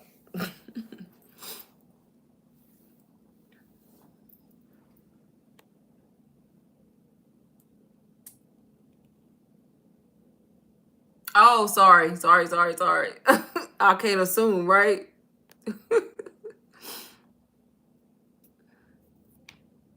I gotta remember that because I can't see y'all. I can't see like y'all's. Oh, you don't have a picture. You just got like a logo. So I gotta remember digital growth is a male. Yeah, but my face forward account, I find myself thinking it's easier. I don't know if it's easier. So I don't know if it's easier or if it's just more convenient, honestly, because I really think it's more convenient because like today I've already posted a reel to my face forward account, but my faces account I haven't. So I just feel like it's me. I can be not that I'm not being myself on my other account, but I feel like my content is of me. So my everyday movements, my everyday life. So I just film myself, put a hook on the screen, boom, it's done. Faces, I gotta look for the video. I have a content vault, but you still gotta choose a video.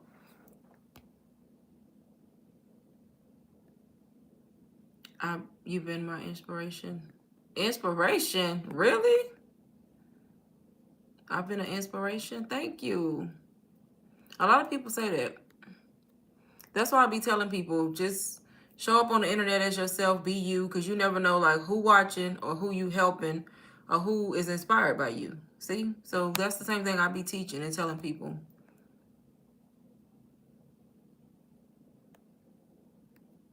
Because you never know. Like even when people don't say nothing in my live, I have people that be in my live don't say nothing in my live.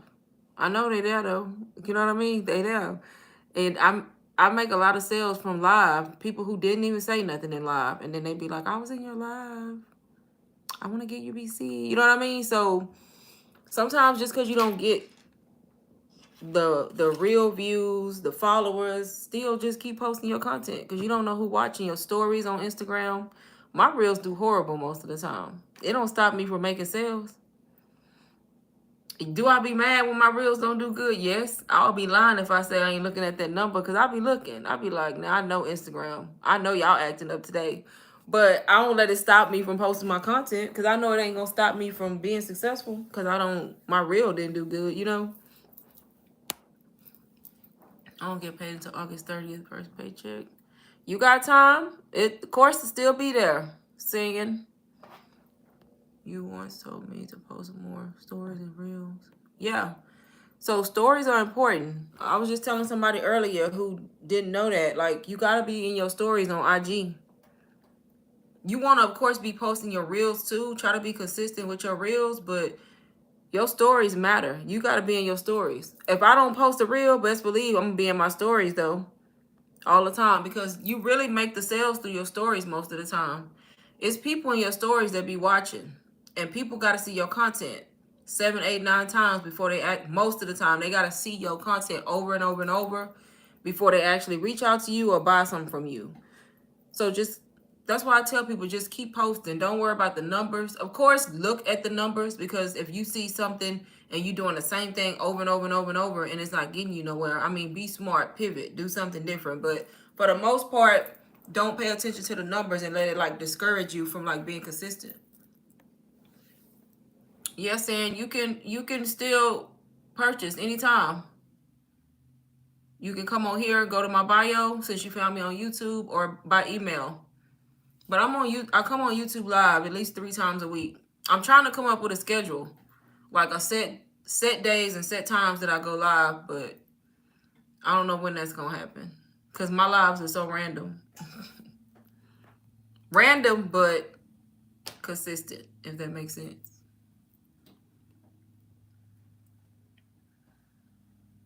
Yeah, stories is very important. Because if you look at your stories, like once you start posting a lot, you can see when you get a lot of non-followers that see your story, and that's a good thing. If you, of course, you want your followers to see it too, because they could be new followers. But when you see non-followers watching your story, you're reaching people who not following you in your story, who you probably can convert a sale or convert to followers. I post from my laptop to Insta. I don't think I can post stories. Only post reels. I don't know. I have my laptop, but I never tried to post from my laptop. I'm gonna look at mine the next time I'm on there, because I always use my phone. I don't know. I don't see why not, but you may be right. But they gotta have a way to post your stories. I'm gonna look at mine. Y'all got a laptop, an iPad, and I still be on my phone. 1000%. That's crazy. I got a whole iPad, brand new iPad. Had it like less than 6 months. My MacBook is old, but it still functions, and I literally do everything from my phone. That's why when I be making making content about all you need is your phone for this business, it's true, because all I be using is my phone to edit everything. I'm on my iPad. I do use my iPad for live though. When I go live on YouTube, I like to use my iPad because I can still, if somebody called me, I can still answer my phone without interrupting the live. So that's really the only reason. If it wasn't for that, I'd be on live on the phone too. But I can still manage my calls and texts and not be, interrupted. But I'm just on one device.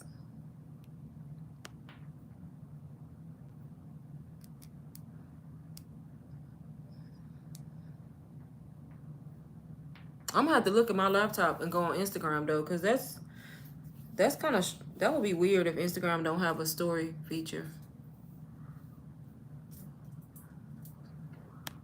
Download my videos to my phone to post from there to get those stories. Yeah, you definitely want to be in your stories.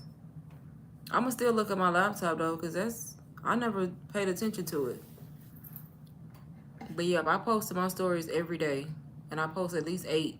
Most of the time, at least 8 stories. 6 to 8 is usually what I get out.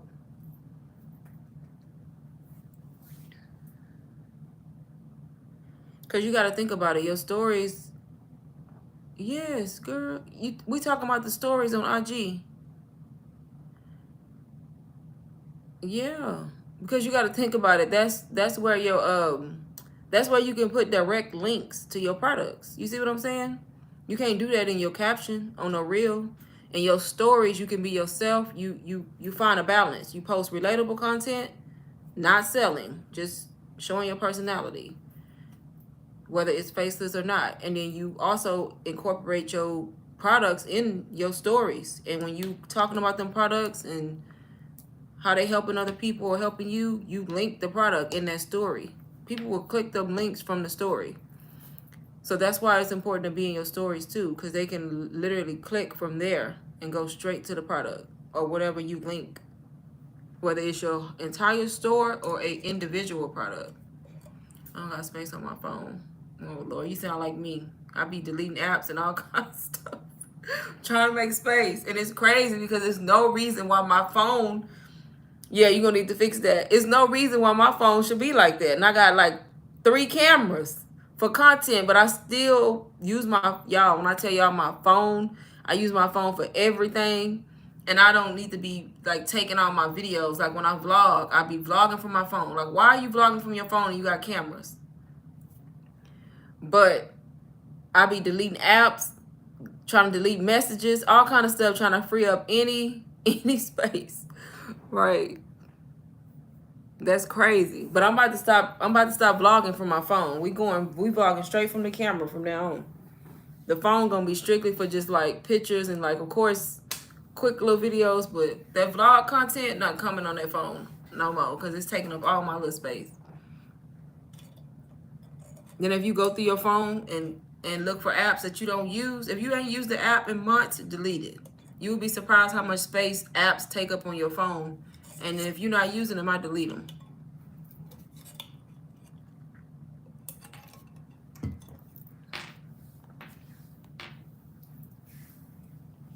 Yeah, but I use that phone for everything. I develop hooks and CTAs on my faces, reels with AI. Yep, a lot of people do that. I use ChatGPT a lot for my captions. Ain't nobody got time to be coming up with all them captions every day. I go straight on ChatGPT.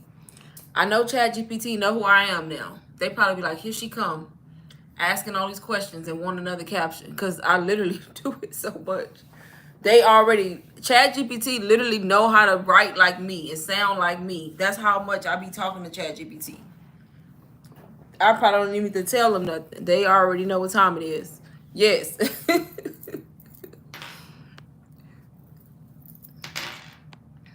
My stories are sad today, but I just tried to post up. Girl, it's all right, Alicia, because I slacked on IG today, for sure. I did the bare minimum. Even when people reply, they interested in my comments, I still reply from my phone. Even when I'm sitting on the laptop. It's something about that phone, y'all. That phone is just, like, what would I do without my phone? Like, I need my phone everywhere I go. I haven't heard of Gemini. I need that phone. I tell them in my live all the time, y'all, I record vlogs sometimes. I edit my whole entire vlog in CapCut from my phone. And people be like, why do you not put your clips on the iPad or the laptop because it's bigger? I don't know. I don't need them on my phone. I need them all on my phone in CapCut, and I'm going to edit my whole vlog. Music, overlays, captions. I do everything from my little bitty phone. Yeah, ChatGPT the truth.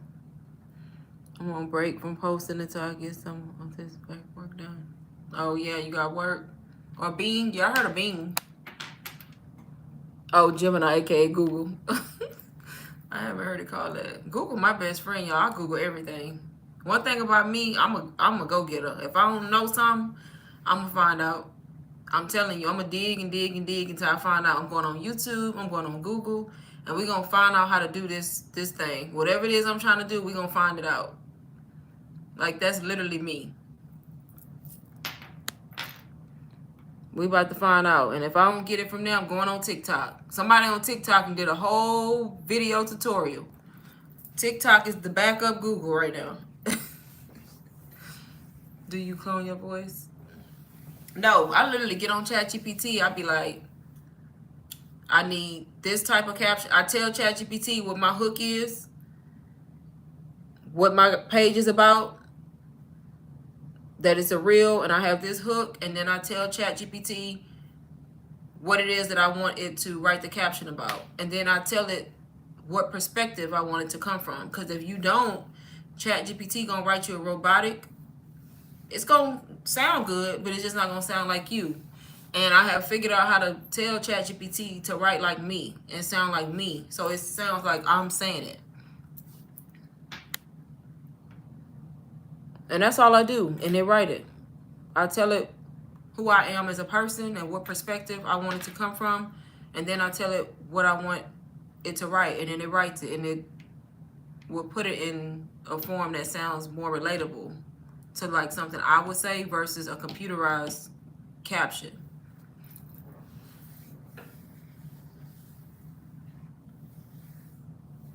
And then all them emojis ChatGPT be doing, all them extra emojis, delete it.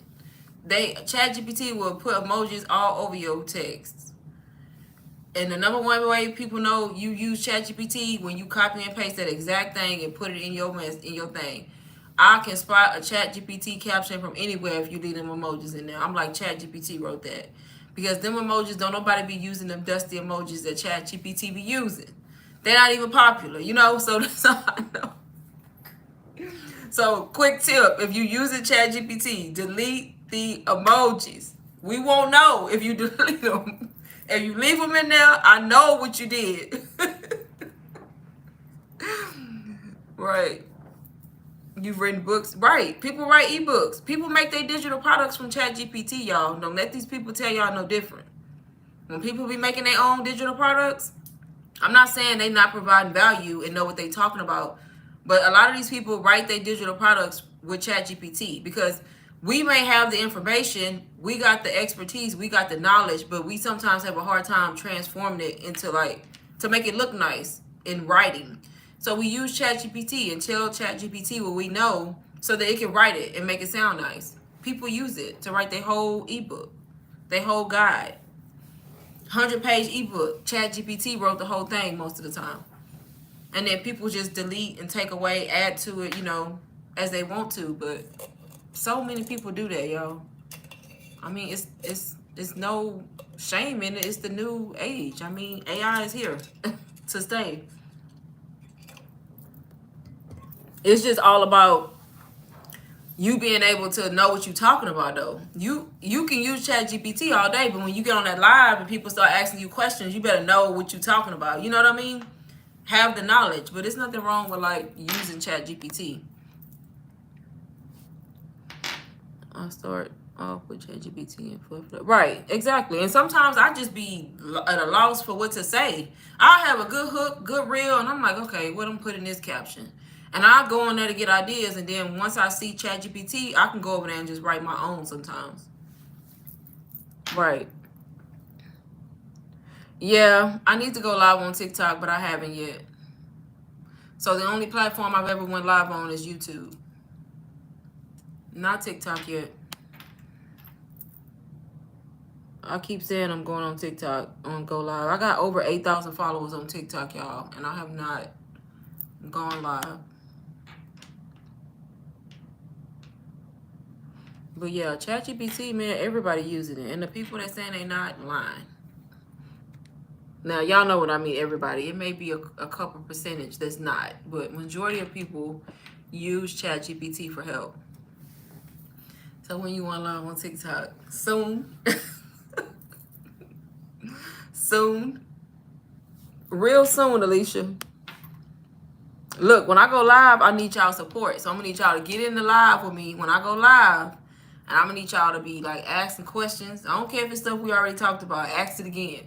So that I can like get comfortable and start. People can be like, oh, she knows what she's talking about, you know. Because if not, I'm going to be up and down just looking like a deer in headlights.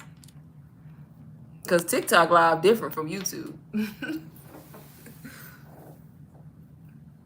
I already got one reel for 9 to 5 figuring out my caption. Yep. Get on that AI, Edward, to help you. Yes, I'm going to let y'all know. Yes, you do, Digital Growth. I've been telling them over here in this live, that's why she asked me that I've been going go live for like a month now, and I still ain't did it. It's hard. See, you feel me. That's what I be saying. But and I don't even know because I ain't did it yet, but I be in other people live. And I think because TikTok got so much shit going on in they live, it just make me feel intimidated. People be clicking, giving gifts, get the rolls, click the screen. I'm like, look, I just want to get in the live and do what I do over here. Talk about the products, help people, you know, teach them some, give some, all that extra click. Like it probably be about 3 lives before I start focusing on that, click the screen and give me a heart and all that. We not doing none of that in my live. Right, it's fast. See, I knew somebody could understand where I was coming from. It's fast. Over here, I'm more laid back. I can be myself. I'm chill. I don't feel no pressure. Over there, I'm just like, it's different. Ain't nobody got time for that. And I just feel like I'm going to go on live over there. I'm going to have everything prepared. Y'all know what I know. I know what I'm talking about. I'm going to get in that live, and I'm going to just be like, looking at the screen. They looking at me and I'm looking. And I ain't gonna know what to say. People gonna be like, girl. Hey, Ashley. Can I sell affiliate marketing course and digital marketing course at the same time so people can decide? Yeah. You can do whatever you want to do, Ashley, in your business. When it comes to this business, you can set it up however you want to set it up. As long as it aligns with your business, your brand, and how you want to promote your products, you can do that. The same way I offer UBC. The UBC is the course that I promote, but I also have DBA. DBA is not a course, but it's still another way for people to start digital marketing.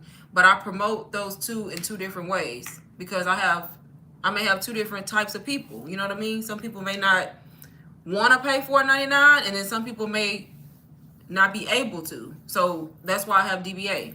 So you can do it however you want to do it, right? Right. She said take my time. Y'all got a whole printout for TikTok. That's sad for the TikTok live. I come over here freestyle off the top of my head. I got a whole outline for TikTok when I go. So I can't even freeze up and not know what to say. Yesterday was my first day here. I don't understand anything until I join. I guess I'll learn as I go. Yes, you will. You will learn as you go, especially if you invest in a course, whether it's UBC or the PLR Academy, which is DBA, you're going to learn because there's modules, video modules teaching you exactly what digital marketing is. All it is marketing. Digital marketing, saying, is just marketing on social media and the internet. Digital products are products that you sell that are not physical. So like ebooks, digital planners, webinars, online courses, anything you sell that instantly gets sent to somebody that you didn't have to physically ship. So that's all you're doing. You're selling digital products on social media, and that's called digital marketing. Just to give you like a brief overview of what it is. People overcomplicate it, and it's not over. It shouldn't be. Practice within your group. I guess I could, because I can go. I guess that I could do that. I ain't think about that. Yeah, I'm gonna have to let people know when I'm going live. Too mixed up, right? Yeah, it's really simple. Like, this business is not easy, but it's a simple business plan. Even if you had a physical product business where you sold actual products and mailed them off, you still will be doing digital marketing because you will be on the internet marketing to people. The only difference is we sell digital products and not physical products. But everybody who you see selling something on the internet is doing digital marketing. Because it's just like you're not doing the old-fashioned traditional marketing where they used to put like stuff on billboards and in the newspaper and what else. Now it's just on the internet. So it's digital marketing. Yes, I'm gonna have to let you know digital growth when I go live. I need to plan it. You can go in your group and set the audience to yourself. Okay, wait a minute. I can go in my group and set the audience to yourself as private and watch it and then delete it. Oh yeah, you need to show me so I can just. It's like I'm talking to myself, basically. That's my problem. I can't. You know how people be saying when you go live, you supposed to just get in here and start talking, whether nobody in here or not. I can't do that. I probably could, but I have a hard time doing that. And they say that's what you're supposed to do. And they say that's what you might have to do when you first go live on TikTok. Because the algorithm not going to push you out unless you talking and saying the words digital marketing, digital products. But I just feel crazy. Ain't nobody in the live and I'm just sitting there like, like... That's my problem, because I'm going to be sitting there waiting on them. I'm going to be waiting on people to come in. I'm going to be just like this. You know? Okay, yeah, send that to me, boss lady. So nobody's going to hear me. It's just me kind of talking so I can replay it. It's crazy, y'all, because I go live over here. So it got to be similar. I don't know what the issue is with TikTok.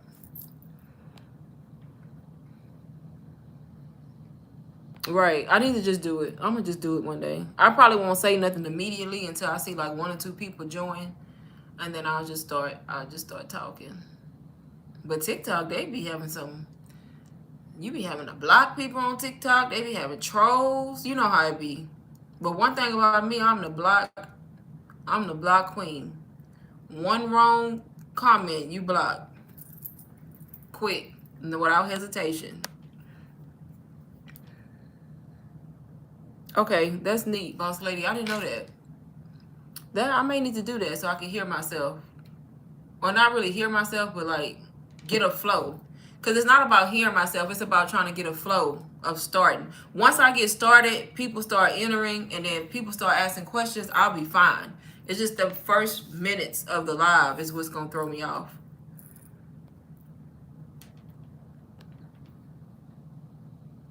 Okay. Yeah, we can do that. I definitely need to practice. Because I keep saying I'm going live on TikTok, y'all, and I should have been over there at this point.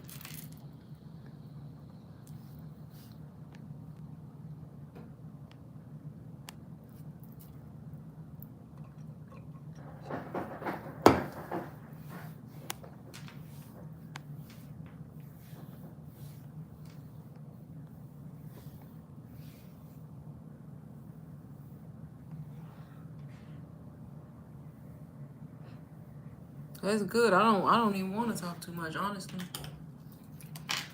I really want them to be asking questions and engaging, you know. I'm more of a, but I gotta understand, a lot of people don't know what questions to ask, you know. Some people do, some people don't. Some people don't know what to ask because they unfamiliar with the whole concept.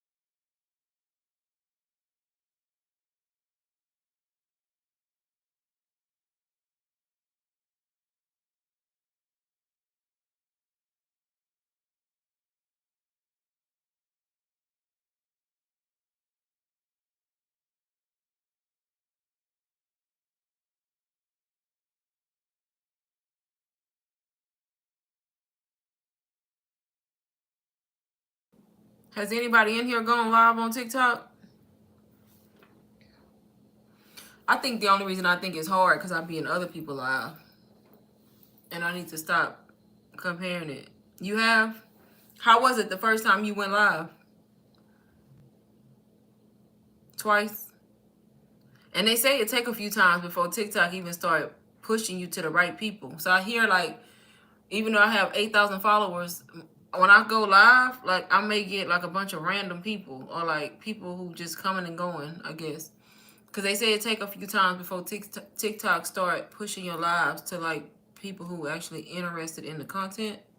And I think that's what's going to throw me off in the beginning. Talking to people who not interested in it, just coming and going, you know? But I know that's just a hump you got to get over. Like that first hump, the beginning. Never been live and shy. Look, I'm shy. Honestly. I can't believe I made it. I graduated over here to live. Because I'll never forget that first day I went live on here. It was only a few months ago when I started going live on YouTube. I kept having to repeat my messages because you can reach halfway in the combo and then so much people come in. Yeah, I see people do that all the time. Because when I be listening, I be like, dang, I know she mad. I want to repeat that again. But you got to repeat it because you may make a sale, you know. But people be going through like a whole nice little breakdown. Be explaining they stuff real good. I be in live and then somebody will come in to my, what was that? What you talking about? I'm new here. And then I be like, this what I'm talking about right here. So I got to get ready for just repeating the same thing over and over and over. I think I'm going to get one of them, the green screens where you can put like some basic information on the screen. See, I already got a plan. I'm going to have some basic information on the screen. So that way, some of the stuff I'm not going to be repeating. You gotta look up there. They be doing that. Look up there and read.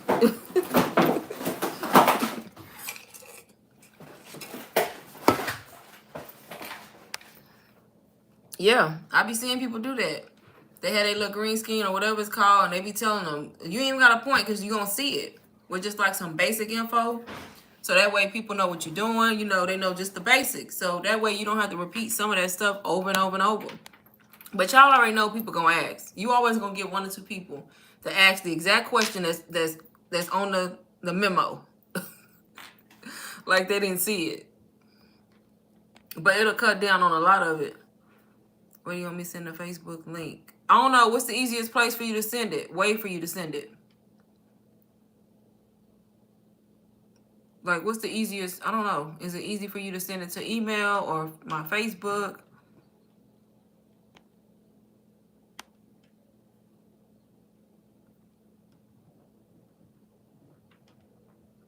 Email, Go Faceless.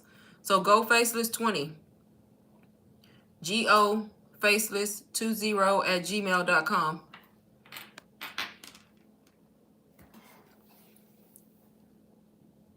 You can't do your face. So you don't show your face on the live?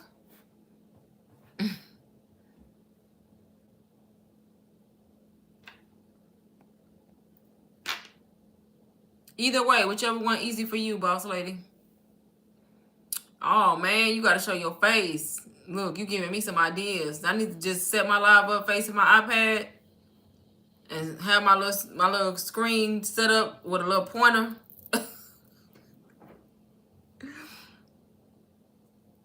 Right. I see people do that, but I just got a feeling like in the beginning I might need to show my face since I haven't did it. But people sometimes don't know. I think what I'm gonna do, I'm gonna go live one day and just sound like I just been live, been doing this over there, and just start talking. But I'm gonna have it away from my face and see what people think. Because sometimes they don't know. People don't know you haven't been live unless you tell them. I might try that first. Right, I see people doing that, showing the community, showing the scrolling, showing the website, talking. I think I'm gonna have more confidence if I do that, and then I'm gonna be just talking and just showing my screen. And as I get comfortable, I may pop up on the screen in like a little circle or something. I think that might be what I do, just to see how it go. But I do see people do that. But I'm pretty sure it's people who go live all the time.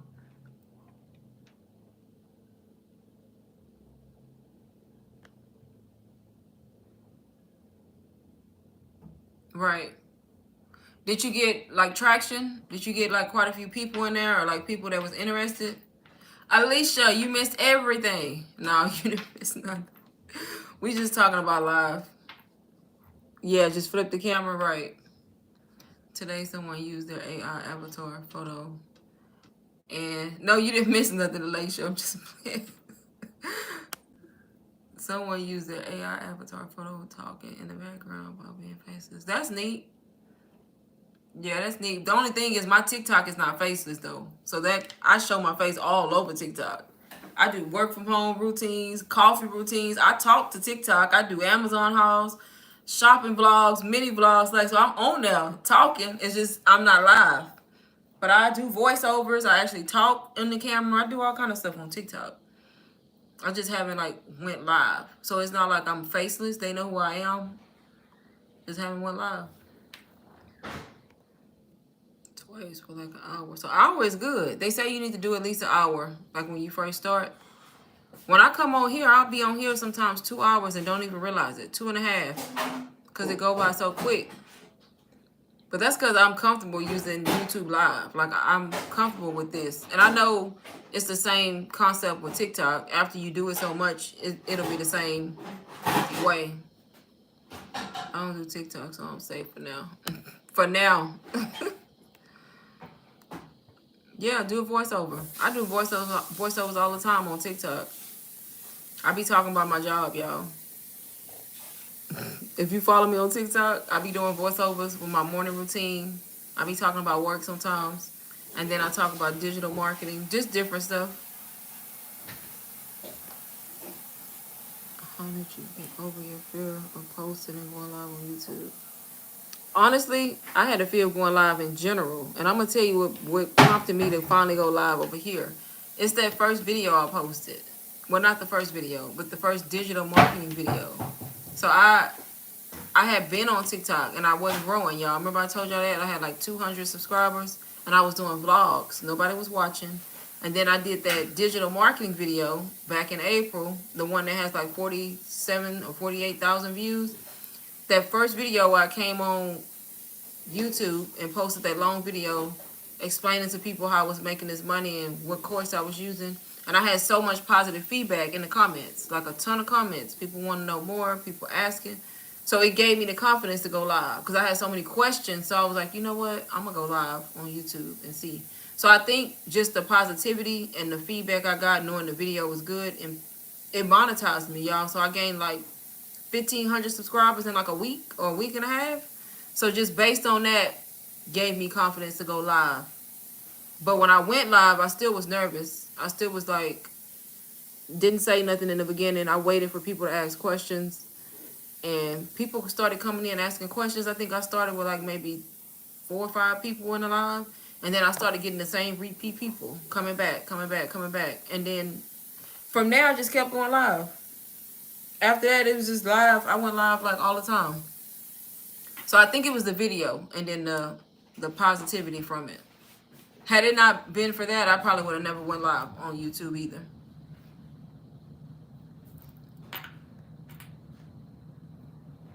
But yeah, voiceovers are good, y'all. So if y'all just record, like if you scared to talk on camera, record your content and do a voiceover.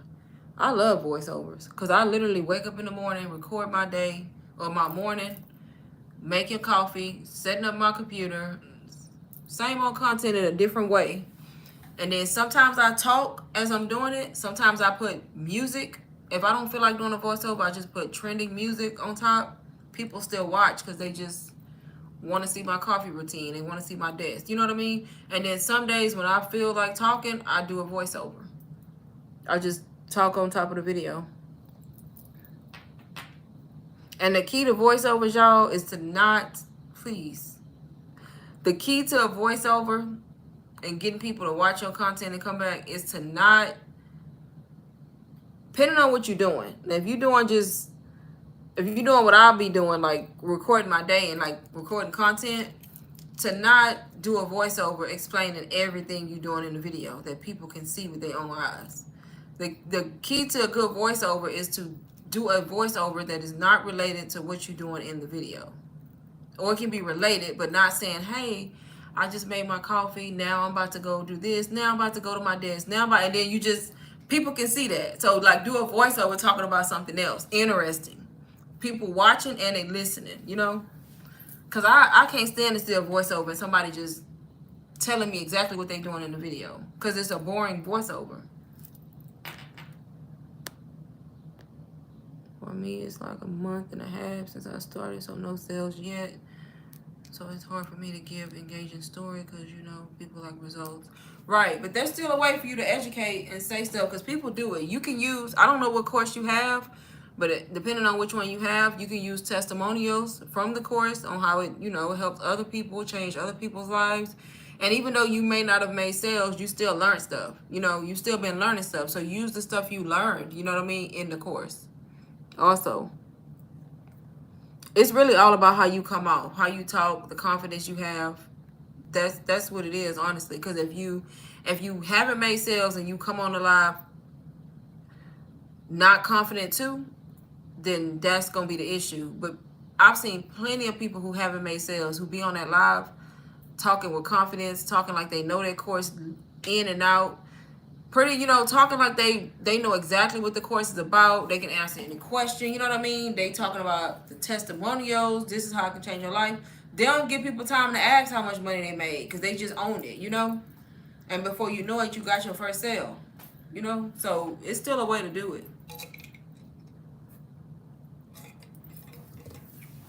But I do understand it's harder when you don't have results. So I get that, but you just got to think about it. We all had no results at one point. We all had no sales. I had no sales. You get what I'm saying? So we all been there and we had to get that one sale. So everybody had to go through it. Today I practiced by putting the camera from my neck down and talking. I was still faceless and found myself talking better. Yeah, see? Right. So you just put it from the neck down and talk. Right. Yeah, because it's weird when people start talking and they see themselves on camera, but as you do it more, you get used to it. Right. You definitely get used to it.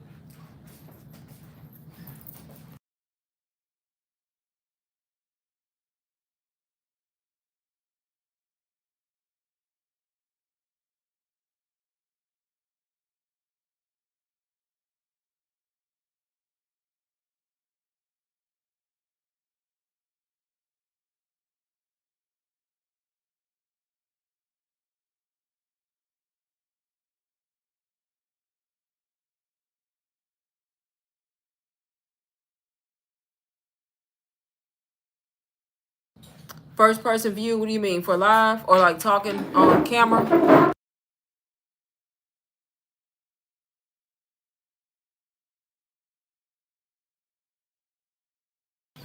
Yeah. But it definitely gets easier when it comes to talking on camera.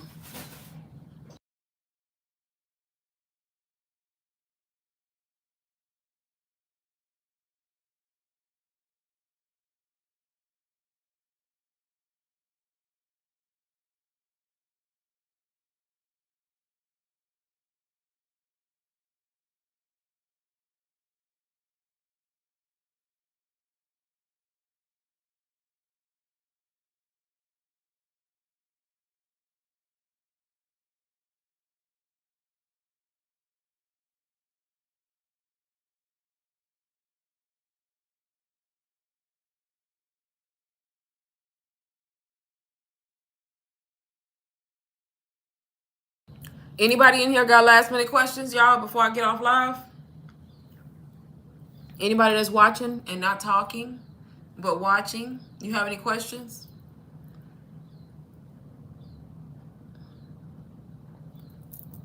I'm hungry, y'all. I'm starving. Trying to clone voice. What are you using to do that, Edward? Not you? Okay.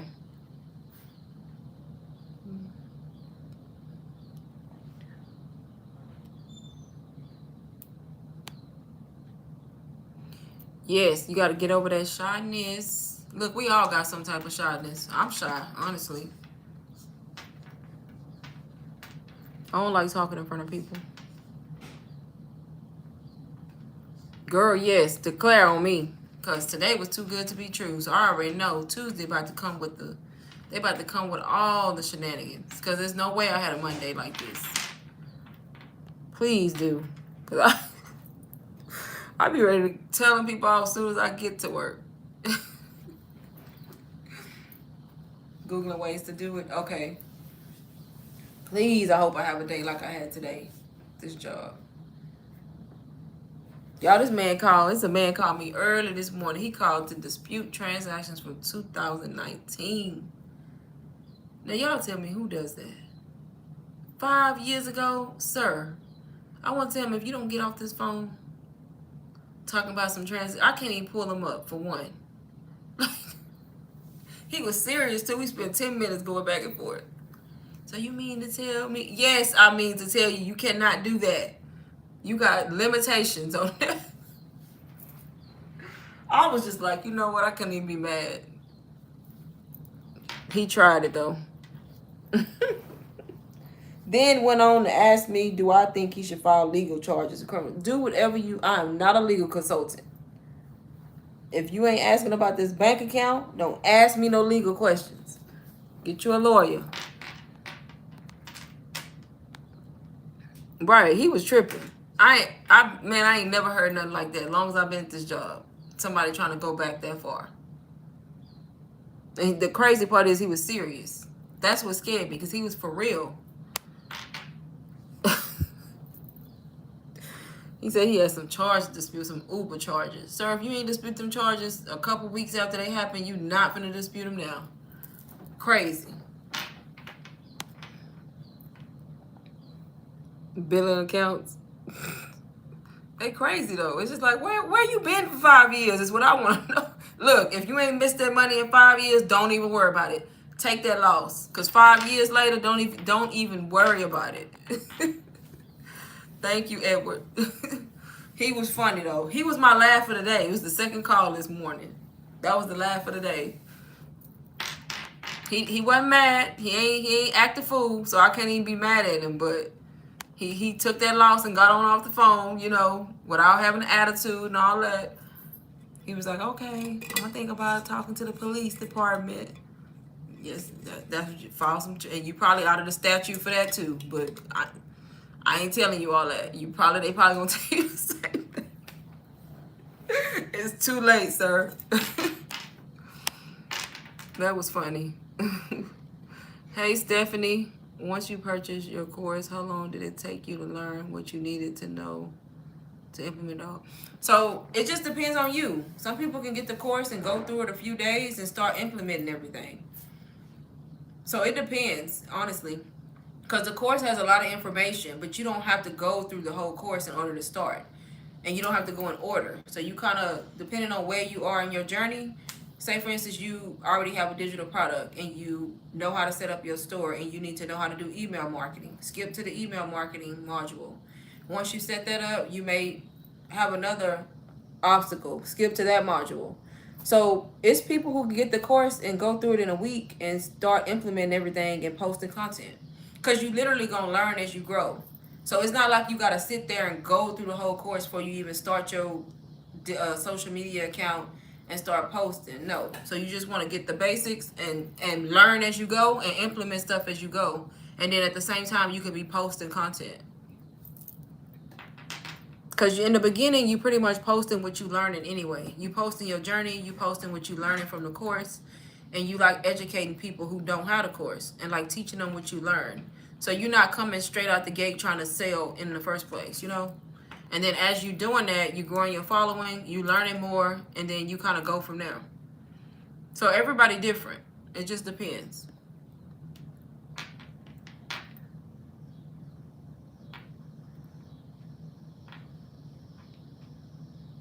But it's stuff in the course I still don't know. So I haven't been through the whole course. I skipped through it, honestly. I know a lot in it, but I've skipped around in the course. There's modules that I probably can go back through. And then they add to the course all the time. So they always add content. And when anytime they add something, you get access to the new stuff too.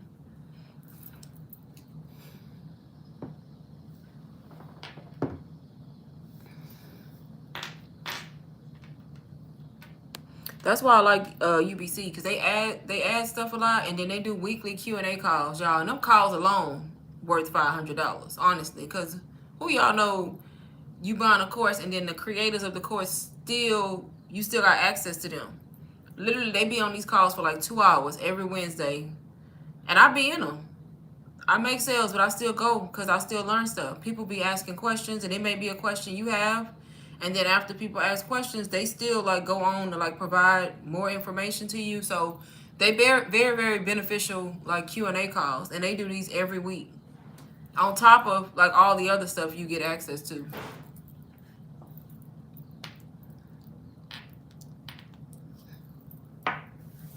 I don't even ask questions. I just be in there listening, honestly, because I always learn something when I go.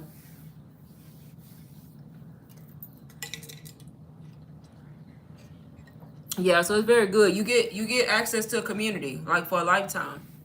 So everybody who's ever bought UBC, you in the community with everybody, and everybody, it's like a chat where everybody talking. Anytime they add stuff, people. So it's not like you get a course and then you just left,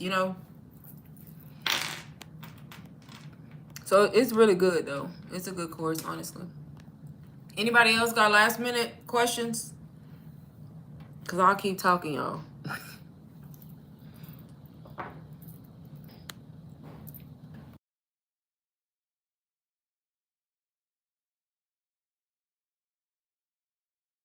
I will. I be saying that like 6 times every time I'm on live before I get off.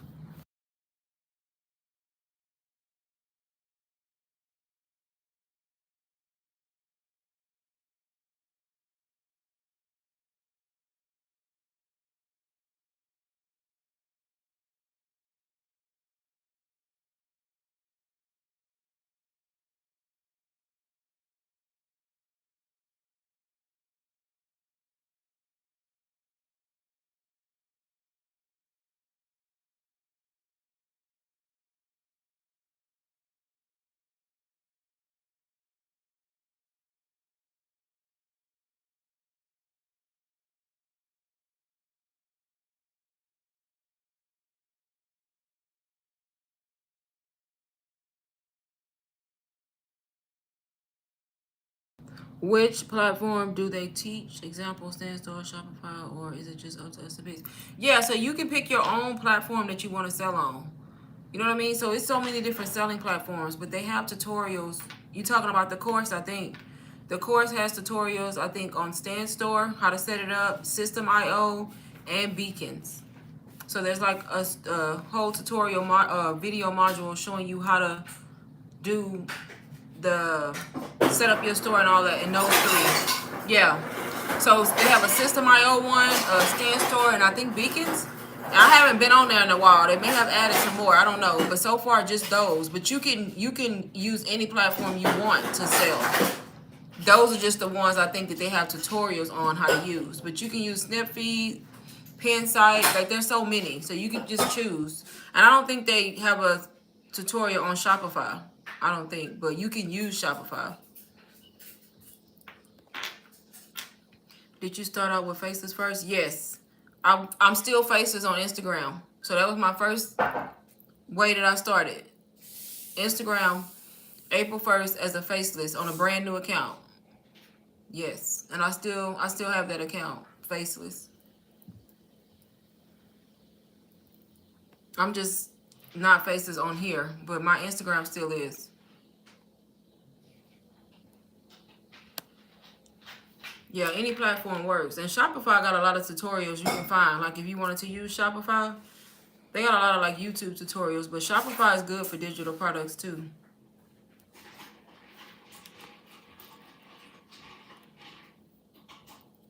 Yeah, but I definitely started Faceless first.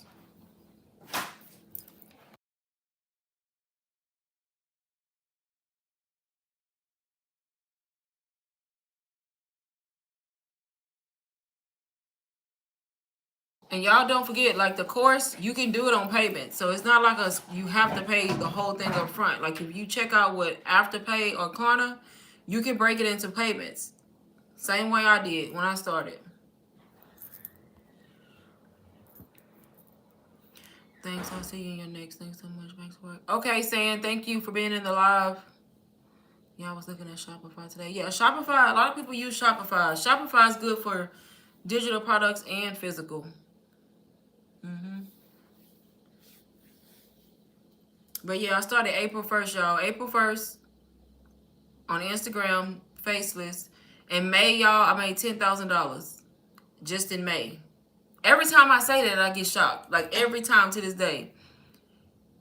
10,000 in May, that was my biggest month. In June, I made almost 8K, like just short of 8K. And in July, I made just short of 5, so right at 5. So I've been doing good, and I started April 1st as a beginner by investing in UBC and learning the skills from UBC, literally. Does Klarna do a credit check? I think they all do a soft credit check. Soft credit check, because it's just the 4 payments, so they do. I think they both do, if I'm not mistaken, but it's not like a big pull. It's a soft one for both of them. I think the only time they do a big pull is if you try to do the 12-month payments, because I think one of them will let you do 12. But for that one, they do a harder check. But for the 4 payments, they don't. A lot of people buy through those, honestly. The course that I promote, Ultimate Branding Course, a digital marketing course, that's the one that I promote, the one that I learned from.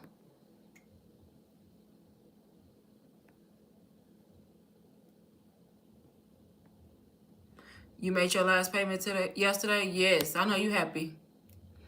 Yep, that's why I like the fact that they let you do, the payments, because even though you do a payment, you still access the full course and you can still resell the course, even if you're on the payment. Yep.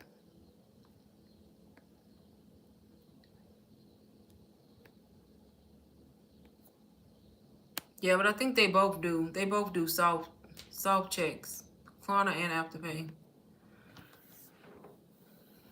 Is the same. I do. What do you have again? What course? So UBC is like, it's a full in-depth digital marketing course. It stands for Ultimate Branding Course. So the good thing about UBC is not only going to teach you digital marketing, but it teaches you how to build a personal brand on social media. how to show up on social media so that people like you, people attract to you, and then eventually buy from you. So that's the good thing about it. I don't know because I haven't seen that one. I'm not sure, but if that's a course, it may be. But I don't think nothing compares to UBC, honestly. I ain't being funny, but I don't. But I don't know much about that one. I've heard of it, but I don't know much about it. He laughing. UBC is good. I'm trying to tell you, do your own research if you don't believe me.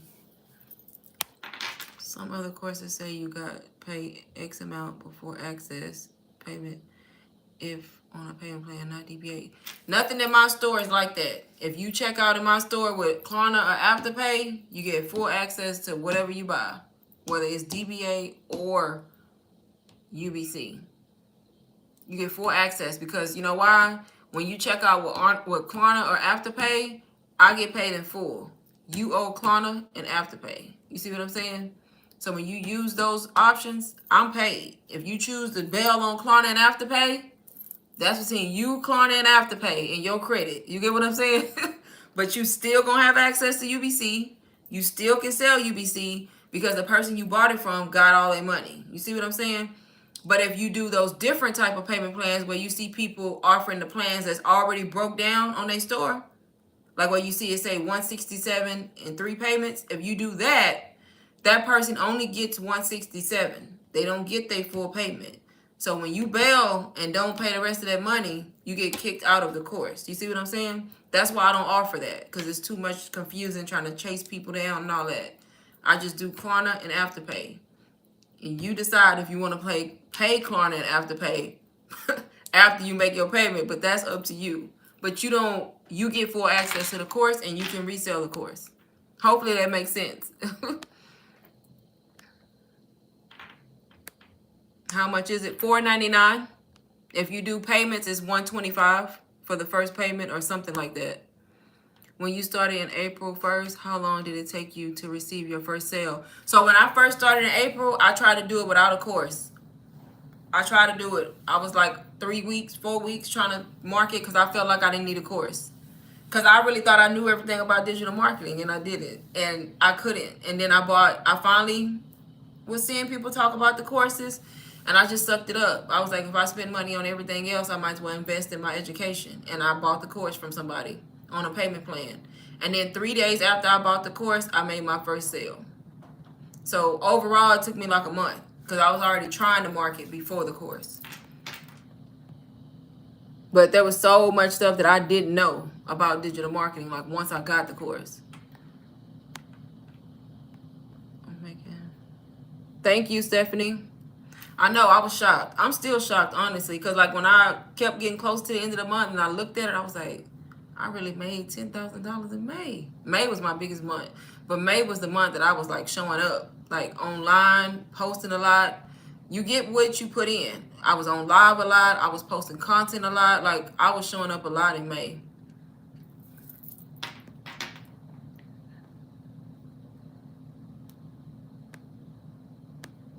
$4.99. What you talking about? Digital growth? I'm lost. Y'all know how much money? I can't even remember, so I'm not even gonna guess. UBC has generated so much money, like just people who sell the course, you know, in their pockets, because nobody else get a cut when you sell the course, only you. And the course, y'all, I want y'all to understand, is not, you don't have to think about the course like you get the course, it's just made for you to resell it. The course is designed to teach you digital marketing so that you can market your own business if you have one. A lot of people have their own businesses and they're not successful, so they want to invest in digital marketing so they can learn how to market. That's what the course is for, to teach you how to market on social media. The bonus is it comes with master resale rights, so you're able to resell it if you want to and make your money back, or keep reselling it and start a business with it. And nobody else profits but you when you make a sale. But you don't have to resell it because you learning the skill. For the course, that's $99, but it's $79. Okay. Oh, $79. Oh, okay, in Jamaica. Yeah, y'all, I've sold the course a lot. And not just that course, I sell my low ticket items too. I sell DBA too. I sell all my products, but I sell the course a lot. A lot of people invest in the course. It's worth it. It's really worth more than $4.99, honestly. Yeah, it is, honestly. It's just like if you were to go to college and you want to be something, you got to pay for school, right? You got to pay for your course. It's not free. It's the same thing, y'all. It's just you're not buying it through a college. You buying it online, and it's self-paced. Right. That's what people don't get. She said, laugh my ass off. But you keep it forever. That's the thing.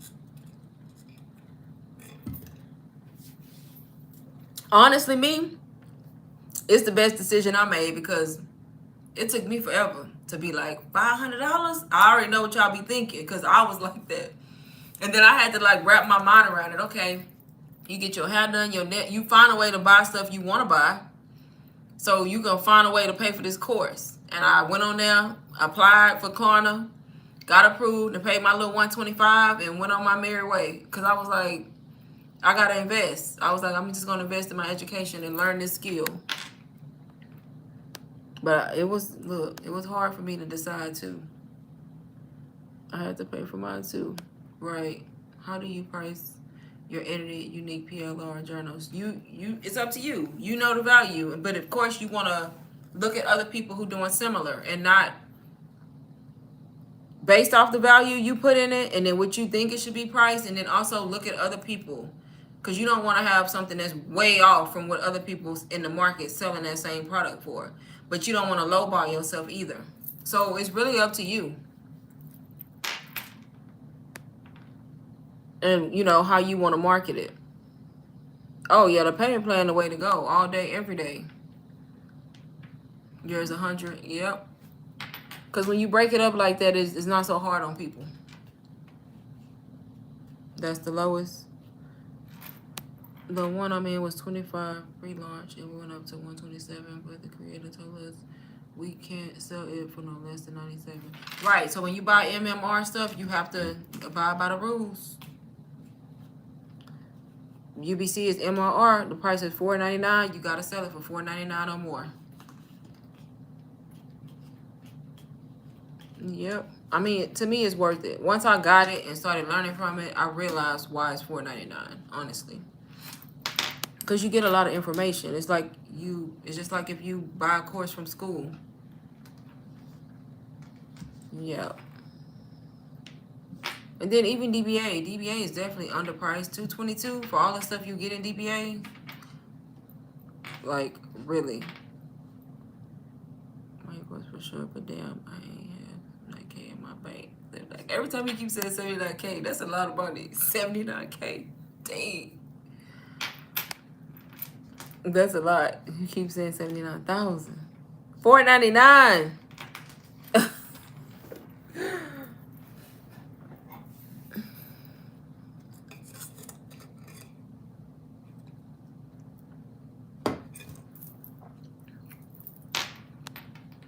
One thing about it, I just tell people the value, talk about the course. I don't force it. I don't be being no salesperson. None of that.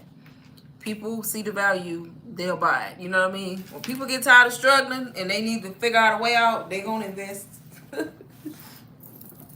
Alicia, finally off. I know what you're saying is 79,000 in Jamaica, but every time you say that over here, I'm like 79,000. That's a lot of money. You know what I mean? That's a lot in US dollars. That's crazy.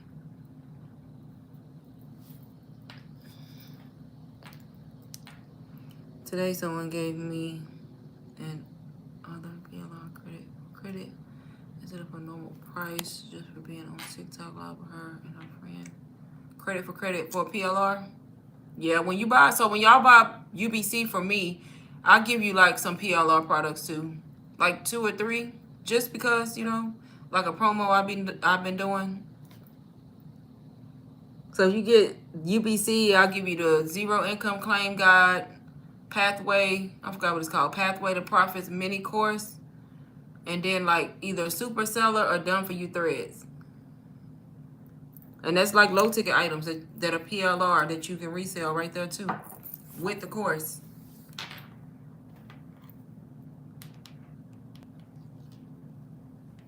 Y'all can come there and live like kings. I know that's a lot of money over here. That's crazy. Right. I definitely want to go there for vacation one day. At one point in my life. People used to get it with UBC. Yeah. People, so the thing is, people can market UBC how they want. The only thing you can't do with UBC is market it with another course. But if you want to bundle UBC with PLR, like individual PLR products, you can. I do it all the time sometimes. Just to help people so they get UBC and then get other smaller ticketed items too. I bet the USD.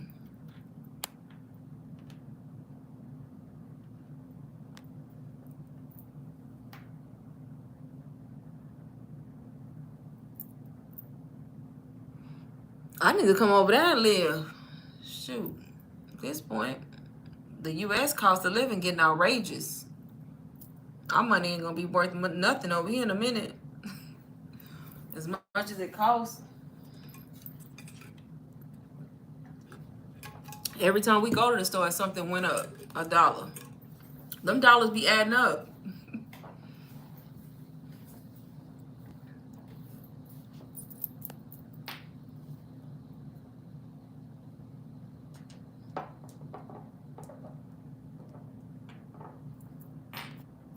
Did anybody else have, look, how long ago I said I was getting off of here? Anybody else have last minute questions, y'all, before I get off the live?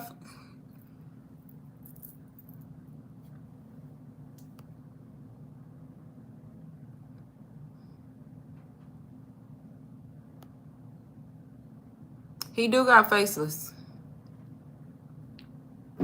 Ouch.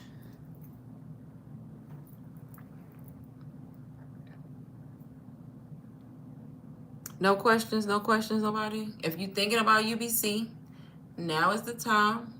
Plus, you get one-on-one mentorship with me. Also, you keep talking. I know, I do it all the time.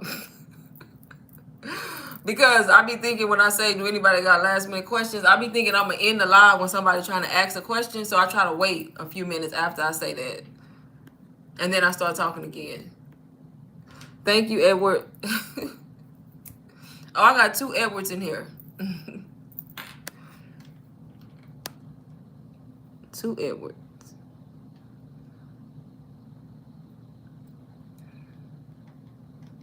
Oh, I understand. It'll still be here. Let me know. Look, if I could lower it for you, I could. But we can't when it comes to those courses. I will, boss lady. You have a good night, too. Thank you. Y'all, I'm about to get off for real now. Thank everybody for being in the live. And if y'all have any questions, y'all can email me. GoFaceless20@gmail.com. Did I say that right? Yeah. GoFaceless20@gmail.com. If y'all got questions about the course or anything y'all want to know after I get off live. But I'll see y'all in my next live, y'all. I may go live tomorrow. If not tomorrow, it'll be Wednesday. But if y'all do catch me, it's usually around 5 or 6, sometime in the evening hours. I'm trying to get UBC right now. Go to my store, Edward. It's in my bio. If you go to my YouTube bio on here and go to my Stan Store link, it's in the bio.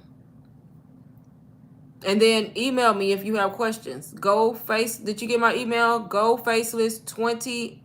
I need to add my email to my bio. But GoFaceless20@gmail.com. If you got any questions, I'll be up. I'm just getting off live because I'm starving, y'all. Yes, get it. She's a good coach. Yes, I'll be helping everybody, y'all. 100 on what? So when you go on the store, when you go on the store to check out with Klarna or Afterpay, and it'll break the payments for you and tell you exactly what it is for you to make the first payment. So just click on it and see what it says. Sometimes it approves people for 6 payments. So it just depends on what they do, on what it says when you check out. But email me if you have questions. Again, GoFaceless20@gmail.com, and I will see y'all later, y'all. Because if I don't go, I'm never gonna go. So bye. Good night, y'all.